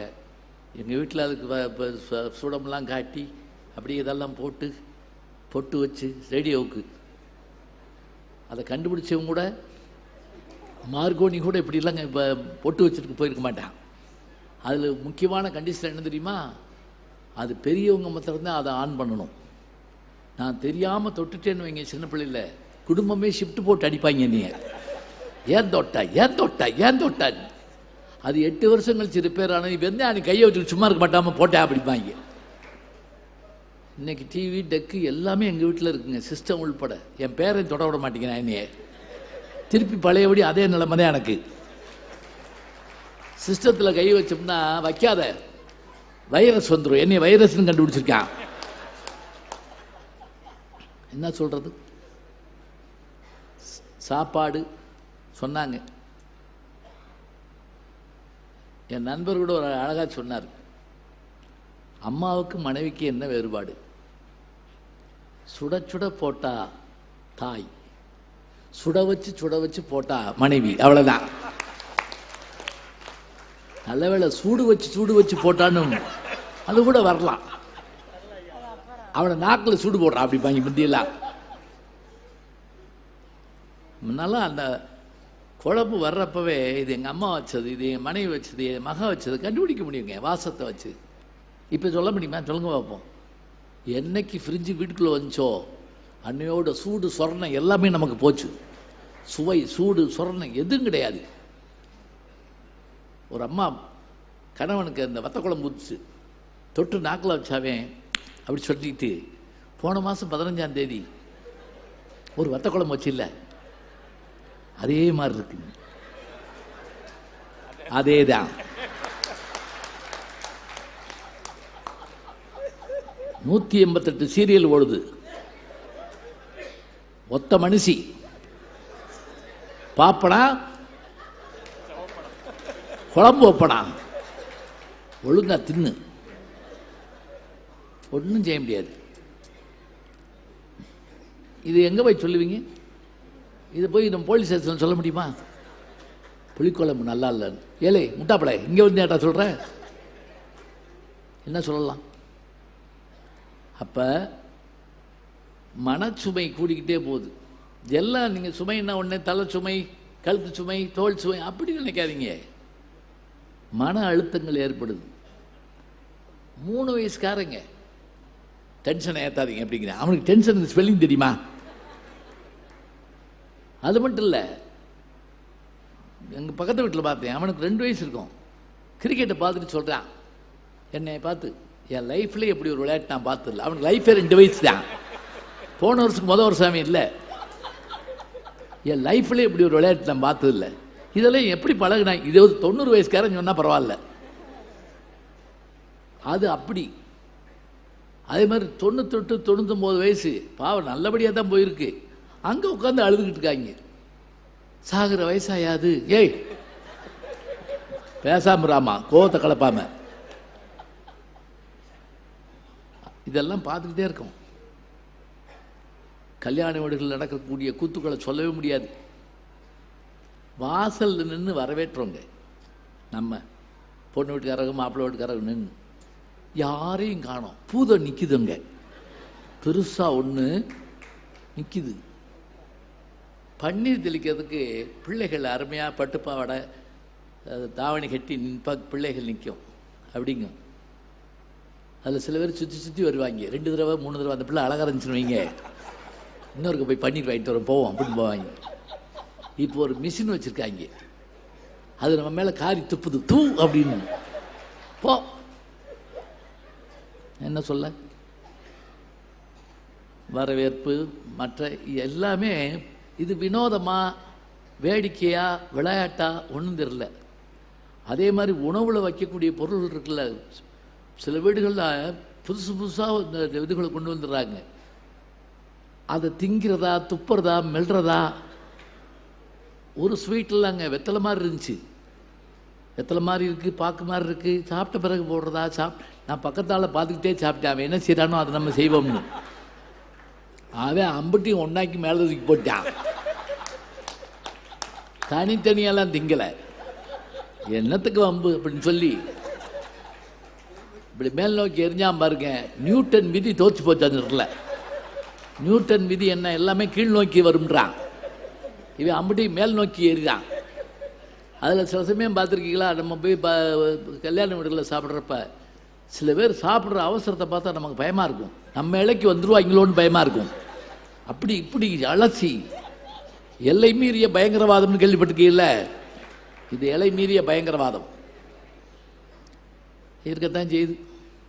எத்தனையோ கஷ்டங்கள். அதே மாதிரி கல்யாண வீடுகள்ல எல்லாம் இப்போ பொண்ணு மாப்பிள்ளை பார்க்கறது இப்போ பூரா என்ன தெரியுங்களா, அப்பா முடிவு பண்ணுறாரா அம்மா முடிவு, அதெல்லாம் கிடையாதுங்க. பொண்ணு தான் முடிவு பண்ணுது. மேட்ரிமோனியல் உள்பட இப்படி பார்க்குது. சம்பளம் எவ்வளவு? 40,000. இதை வச்சுக்கிட்டு என்ன செய்யறது? இவனுக்கு அது கல்யாணம், அந்த பிள்ளை கேட்குது. அப்புறம் என்ன அப்படிங்க பண்ணுவாங்க? பாதி பையங்க பொண்ணு கிடைக்காம இருக்கு. காரணம் என்னன்னா, அவன் சம்பளத்தை இந்த பிள்ளைய தீர்மானிக்குது. இந்த பாருங்க, அவன் ₹1,00,000 சம்பளம் வாங்குறப்ப நீ கல்யாணம் பண்ணணும்னா அவனுக்கு 60 கல்யாணம் தான் பண்ணணும். எது இருக்குதோ இருப்பதை கொண்டு சிறப்புடன் வாழும் இலக்கணம் படித்தவன் தொழிலாளி. அதான் உண்மை. நீ போய் அவனை பணக்காரனாக்கு பார்ப்போம். அப்ப எல்லாவற்றையும் இந்த காலத்துல தீர்மானிக்கிறது அதுதான். ஒரு கடையில பார்த்தேன், ஒரு அப்பா ஒரு 3 வயசு பிள்ளை, சின்ன பிள்ளை, பொம்பளை பிள்ளை. அது அவரை போட்டு பாடா படுத்துதுங்க. அம்மா என்ன சொன்னா, நீ என்ன செய்யற, இந்த கலர்லயே வாங்க சொன்னா சத்தப்பட அந்த ஒரு உடனே வா அம்மாட்ட சொல்றேன். அவருக்கு உயிரே போய் போய் வருது. ஒரு பிள்ளை அழுதுகிட்டே வெளியே வந்திருக்கு. அப்பா வாசல்ல உட்கார்ந்து வந்திருக்காரு. என்னன்னு கேட்டிருக்காரு. அம்மா அடிச்சுட்டா. கண்ணை தொடச்சாரு. அழக்கூடாது, அம்மா அடிச்சா அழக்கூடாது. நான் அழுதுருக்கடா எனக்காது இல்லை. விளையாட்டுக்காக சொல்லலை, எதுவாக இருந்தாலும் அப்படித்தான். எல்லாவற்றையும் பார்த்துக்கிட்டே இருக்கோம். அப்பா காலத்தில் பார்த்தோம், நம்ம காலத்தில் பார்க்குறோம், நம்ம பேரங்காலத்துலையும் பார்க்குறோம். அடுத்த தலைமுறை பற்றி கவலை இல்லை, அவங்க அதுக்குள்ளே பழகிடுவாங்க. நமக்கான இத்தனை செய்திகளை பார்க்குறப்ப ஆச்சரியமாக இருக்குது. நான் எப்படி சந்தோஷமாக சொன்னாலும் சுமைங்கிற ஒரு நிலைன்னு வர்றப்ப இதெல்லாமே நமக்கு பார்த்துட்டு வேதனையோடு உட்காந்துருக்கோம். ஒரு பக்கம் ஆப்பிரிக்காக்காரனுக்கு ஒரு பிரசவத்தில் 5 குழந்தை பிறக்குதுங்கிறான். இங்கே செயற்கை கருவூட்டு மையங்கள் தொடங்கிட்டே இருக்காங்க. பயமாக இருக்கு. என்ன ஆச்சு இந்த இனத்துக்கு? நமக்கு சங்கடமாக இருக்கு. முதியோர் இல்லங்கள் ஒரு பக்கம் வந்துக்கிட்டே இருக்கு. எதுக்காக வருது தெரியல. நல்லா ஞாபகம் வச்சுக்கோங்க, பிரம்மச்சரியம் நம்மால் வச்சுருந்தான், அதே மாதிரி இல்லறம் நம்மால் வச்சுருந்தான், வானப்பிரஸ்தம்னு ஒன்று வச்சுருந்தான். வானப்பிரஸ்தம்னு நினைக்கிறீங்களா? ஒரு குறிப்பிட்ட காலத்தில் எல்லா கடமைகளும் முடிஞ்ச பிறகு கணவனும் மனைவியும் காடு நோக்கி போய் காய்கனிகளை சாப்பிட்டு நீர்நிலைகளில் நீராடி அப்படியே மறைஞ்சு போவாங்க. இதுதான் வானப்பிரஸ்தம்ங்கிறது. கொண்டு போய் விட்டுட்டு வர்றதுங்கிறது எவ்வளவு ஒரு கொடுமையான ஒன்று. முதியோர் இல்லங்களுக்கெல்லாம் போனீங்கன்னா, நான்லாம் நிறைய பேச போயிருக்கேன். அவர்கள் சொல்லுகிற கதையெல்லாம் ஒரு நாள் கேட்டிங்கன்னா நீங்கள் அதுக்கு மேலே நம்மளால் சமாளிக்க முடியாது. இப்போ ஒருத்தன் துபாயிலிருந்து வந்து சின்ன கிராமத்தில், ஈஸ்ட் கோஸ்ட் அந்த கிழக்கு கடற்கரை சாலையில் சின்ன கிராமத்தில் வந்து அம்மாவை கூப்பிட்டுட்டு, அம்மா துபாய்க்கு வந்துட்டு போவோம், இங்கே வீடு இதெல்லாம் இருக்குப்பா, அம்பட்டி விற்றுருவோம்மா, ஒரு வாரம் இருந்து அம்பட்டி விற்று எல்லாம் மணமாக்கி அம்மாவை கூட்டிகிட்டு திருச்சி ஏர்போர்ட்டுக்கு வந்து அம்மாவை உட்கார வச்சுட்டு கொஞ்சம் நேரமா உள்ளே போயிட்டு வரேன்ட்டு போயிட்டு துபாய் போயிட்டாங்க. ஒரு நாள் முழுக்க அந்த அம்மா இருந்திருக்கு. பயம், மொழி தெரியாது, திருச்சி தான், ஆனாலும் ஏர்போர்ட்டுக்குள்ளே இருக்குது. அப்புறம் வந்து விசாரிச்சிருக்காங்க, என்னம்மான்னு. இல்லை என் மகன் வரல, நாங்கள் துபாய் போகிறதுக்காக இருக்கணும். உன் டிக்கெட்டுங்க? டிக்கெட்டில் என் மகன்ட்டு. ஏம்மா அவன் போய் 24 மணி நேரம் ஆச்சுமா. அவன் சும்மா போகலைங்க, சொத்தையும் பிடுங்கிட்டு நடுத்தருவில் கூட இல்லை, ஏர்போர்ட்டில் விட்டு போயிட்டான். இதை கேள்விப்பட்டப்புறம் எல்லாரும் சேர்ந்து திருப்பி ஊருக்கு கூப்பிட்டு வந்து அது ஏதோ ஒரு முதியோர்களத்தில் சேர்த்து விட்டாங்க. என்ன நம்ம பெருசாக நாகரீகத்துக்கு முன்னுக்கு வந்துட்டோம், பெருசாக சாதிச்சிட்டோம்னு சொல்கிறீங்க. இவையெல்லாம் கேட்டு பார்த்தா நமக்கு கஷ்டமாக தான் இருக்குது.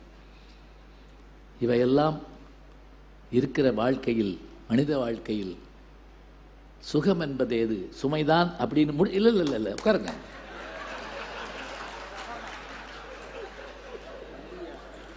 இடவேளை விட்டுருக்கேன், முடிக்கலாம். இந்த இருக்குதுங்க சொன்னா அது சரி, சுகம் இல்லையா வச்சு பாருங்க. அதுதான் இல்லைங்க. சுகம் என்பது என்ன? அவங்க சொன்ன மாதிரி நினைவுகள் தாங்க சுகம். ஒரு செயல், என் நண்பர் பாண்டியராஜன், நடிகர் பாண்டியராஜன் அவர்கள் என்னுடைய குடும்ப நண்பர், அவர் அழகா சொல்லுவாரு, ஒரு செயல் நடக்கிற போது இருக்கிற இன்பத்தை காட்டிலும் அதை நினைக்கிற போது நமக்கு ஏற்படுகிற இன்பம் தான் சிறப்பு. அதை கடக்கிற போது ஏற்படுற இன்பம், நடக்கிற போது இன்பத்தை காட்டிலும் கடக்கிற போது நினைச்சு பார்த்து சந்தோஷப்படுவோம், நினைச்சு பார்த்து சிரிப்போம். சில நேரங்களில் கொஞ்ச நேரம் கழிச்சு கூட சிரிப்பு அடக்க முடியாது நம்மளால. எவ்வளவோ உண்டு. பார்த்து மகள். ஒரு ஹோட்டலில் சாப்பிட்டுட்டு இருந்தேன், ஒரு கணவன் மனைவியும் வந்தாங்க, கையில் குழந்தை வச்சிருக்க அந்த அம்மா. என்னை பார்த்து திடீர்னு அந்த அம்மா அவரை அப்படி இடிச்சு, உடனே அங்கே போனவர் திரும்பி ஓடியாந்து, சார் உங்களை பார்ப்பேன்னு நான் நினைக்கவே இல்லை சார், உங்கள் பேச்சுன்னா எனக்கு உயிர் சார், உங்கள் தமிழுக்கு நான் அடிமை சார், உங்கள் கருத்துக்கள்லாம் அப்படியே பிரமாதம் சார், பரவாயில்லன்ட்டு நான். நீங்கள் சுகி சிவன் தானே அப்படின்னு கேட்டாரு.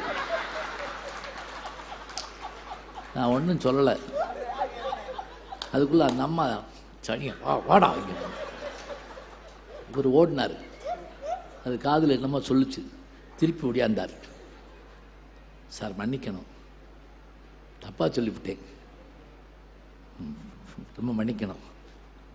சாலமன் பாப்பையா தானே? நான் ஒண்ணுமே செய்யலைங்க, நான் பாட்டுக்கு உட்காந்துருந்தேன். நம்ம என்ன செய்யறது? இனி நான் என் பேர் அப்படின்னு சொல்லி போர்டில் எழுதி அலைய முடியுமா? சோழம் தான் எனக்கு சொந்த ஊர், மதுரை. போயிட்டு வருவேன், பஸ்ஸில் போவேன், வேலைக்கு போவேன், படிக்க போவேன், எல்லாம் செய்வேன். அந்த ஊருக்குன்னு சில பஸ் இருக்கும், 54, 68 இப்படி சில பஸ் இருக்கும். நான் சொல்கிறது ஒரு 30 வருஷத்துக்கு முதல்ல. ஒரு நாள் என்ன பண்ணேன், வெளியூரில் பேச போக வேண்டியிருந்துச்சு, மேலூரில். அந்த நம்பரில் ஏறி உட்காந்துருந்தேன், 75ஆம் நம்பர் அந்த பஸ்ஸு. எங்கூர் கிளவி 2 கிளவி வந்திருக்கு. பஸ்ஸையும் பார்க்கல, நம்பரையும் பார்க்கல, என்னைய பார்த்துருக்கு. நம்ம ஊருக்காரை, நம்ம ஊர் பஸ் ஏறிடுச்சுங்க. ஏறி உட்காந்து வெத்தலை வாக்கு போட்டு 8 பக்கம் துப்பிக்கிட்டு இருக்கு. கண்டக்டர் வந்து எங்கே ஒன்று கிளவிட்டு கேட்டார்.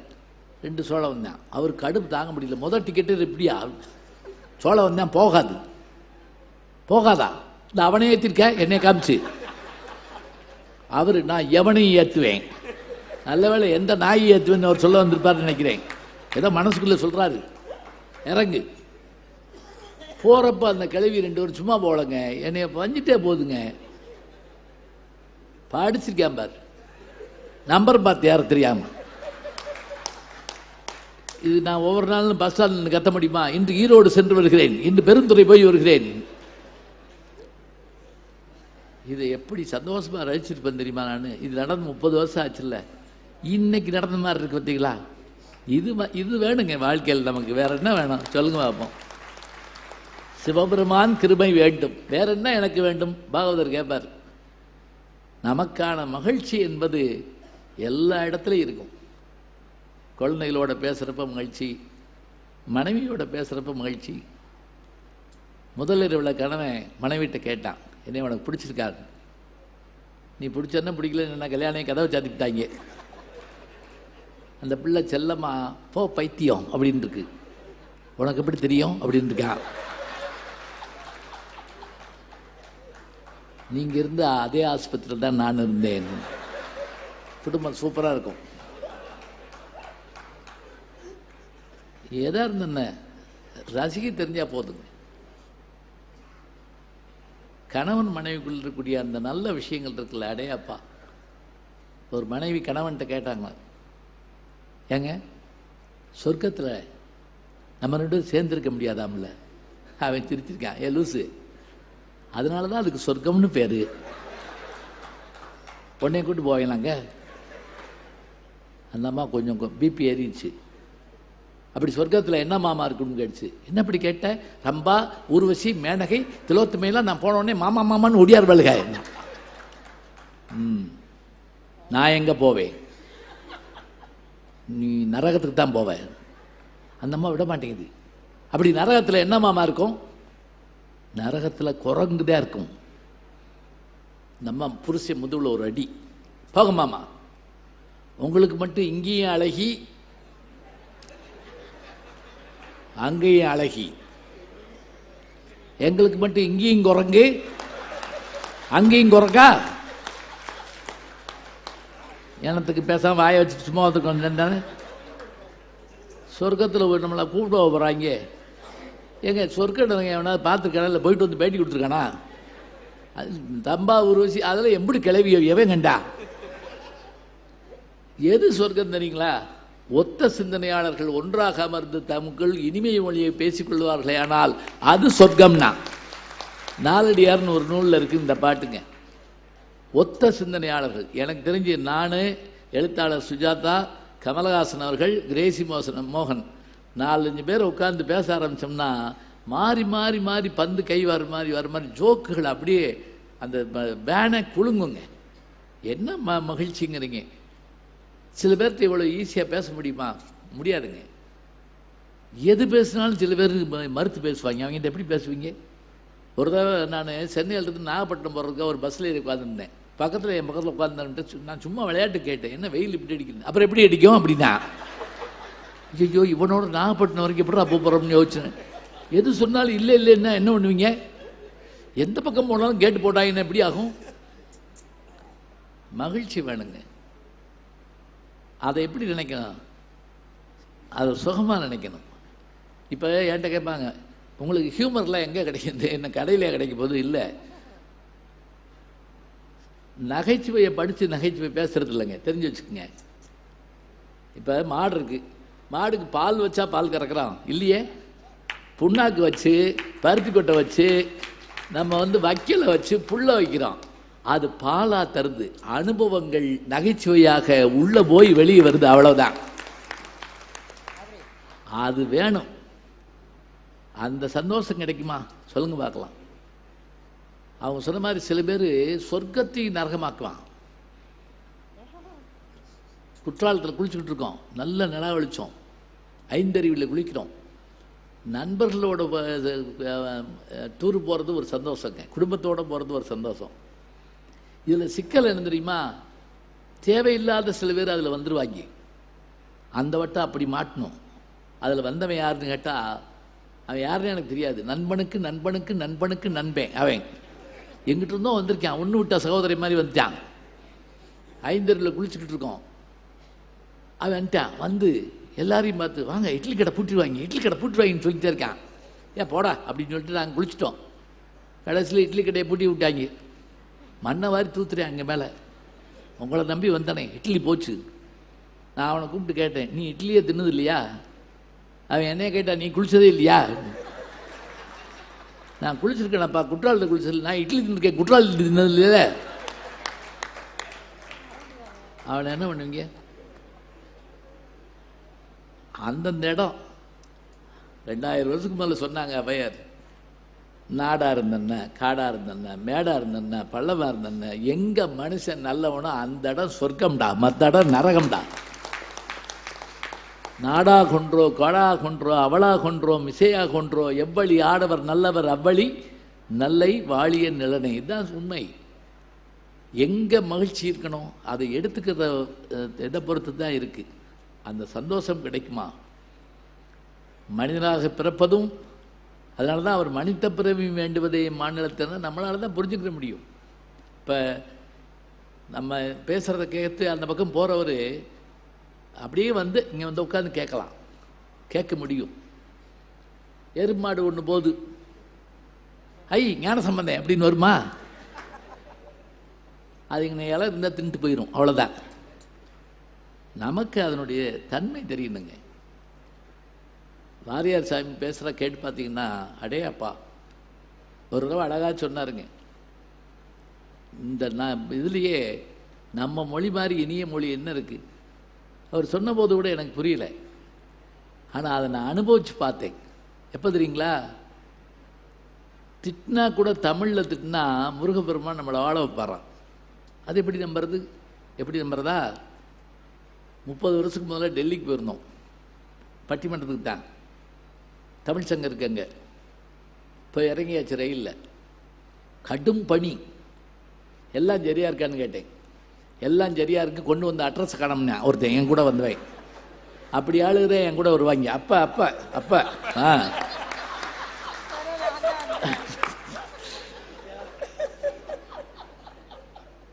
அட்ரஸை காணோம். எங்களுக்கு யாருக்கு ஹிந்தி தெரியாது, அந்த ஏரியாவில் எவனுக்கும் தமிழ் தெரியாது. என்ன பண்ணுறது, உட்காந்துக்கிட்டு இருக்கோம். அதில் என் கூட வந்து ஒருத்தன் கோவத்தில் அங்கிட்டு அலைஞ்சிக்கிட்டே இருந்து டெல்லிக்கார மேலே மோதிப்பிட்டான்.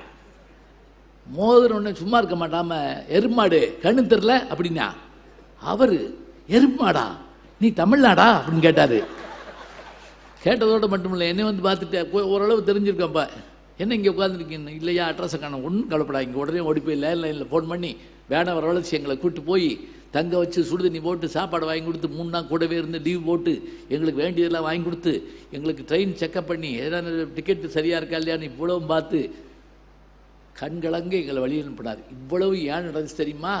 ஒரு எருமாடு, ஒத்த எருமாட்டினால இம்புட்டு நடந்துச்சு. அருணகிரிநாதர் சொல்றார், மொய்தாரணிகுழல் வள்ளியை வெட்டவன் முத்தமிழால் வைதாரை இங்கு வாழ வைப்பான், வையவாரணம் போல் கைதான் இருபதுடையான் தலைபத்தும்பத்திரிக்கை எய்தான் மருகன் உமையால் பயந்த இளஞ்சியமை. வஞ்சா கூட தமிழ்ல வை, வஞ்சன முருகன் உன்னை வாழ வைப்பான். மொழியில் இனிமை, செயலில் இனிமை, இல்லறத்தில் இனிமை, நண்பர்களோடு இருத்தல் இனிமை, உணவு இனிமை, எல்லாம் இனிமை. இந்த இனிமைய உலகத்தில் வந்த வாய்ப்பை பயன்படுத்தி கிடைத்த இன்பத்தை ஏற்றுக்கொண்டு, சுமைகள் இருந்தாலும் கூட அந்த சுமை தெரியாதவாறு 1000 கஷ்டம் இருக்குங்க, அந்த கஷ்டத்தை பூரா கொட்டுறதுக்காக நம்ம வரல, அந்த கஷ்டங்களெல்லாம் உள்ள வச்சுக்கிட்டு அதை மாற்றி காட்ட என்பதற்காகத்தான் வாழ்க்கையிலே வந்திருக்கிறோம். எனவே வாழ்க்கையிலே எத்தனை இடர்பாடுகள் வந்தாலும் அதன் இனிமையை கற்றுக்கொள்ளுங்கள். லேசா கதவை தரங்க, காற்று வந்ததென்றால் நம்முடைய வியர்வையெல்லாம் மாறி போய்விடும். அதனால் வாழ்க்கை என்பது, மனித வாழ்க்கை என்பது சுகமே சுகமே சுகமே என்று சொல்லி நல்ல வாய்ப்பு தந்த CKK அறக்கட்டளை சேர்ந்த பெரியோர்களுக்கு தர்ம காரியங்களை செய்வது போல இதுவும் ஒரு தர்மம்தான், அன்னதானம் போல இது ஒரு ஞானதானம் தான். தொடர்ந்து மாலையிலும் நிகழ்ச்சி இருக்கிறது, அத்தனை பேர் வர வேண்டும் என்று கேட்டுக்கொண்டு விடைபெறுகிறோம். நன்றி, வணக்கம். வணக்கம். அன்புக்குரிய யூடியூப் நேயர்களே, நீங்கள் இன்னும் என்னை நெருக்கமாக பின்தொடர வேண்டும் என்று சொன்னால் ட்விட்டர், இன்ஸ்டாகிராம், ஃபேஸ்புக் போன்ற சமூக வலைதளங்களில் பின்தொடர்ந்து வாருங்கள். நாம் முன்தொடர்ந்து செல்வோம்.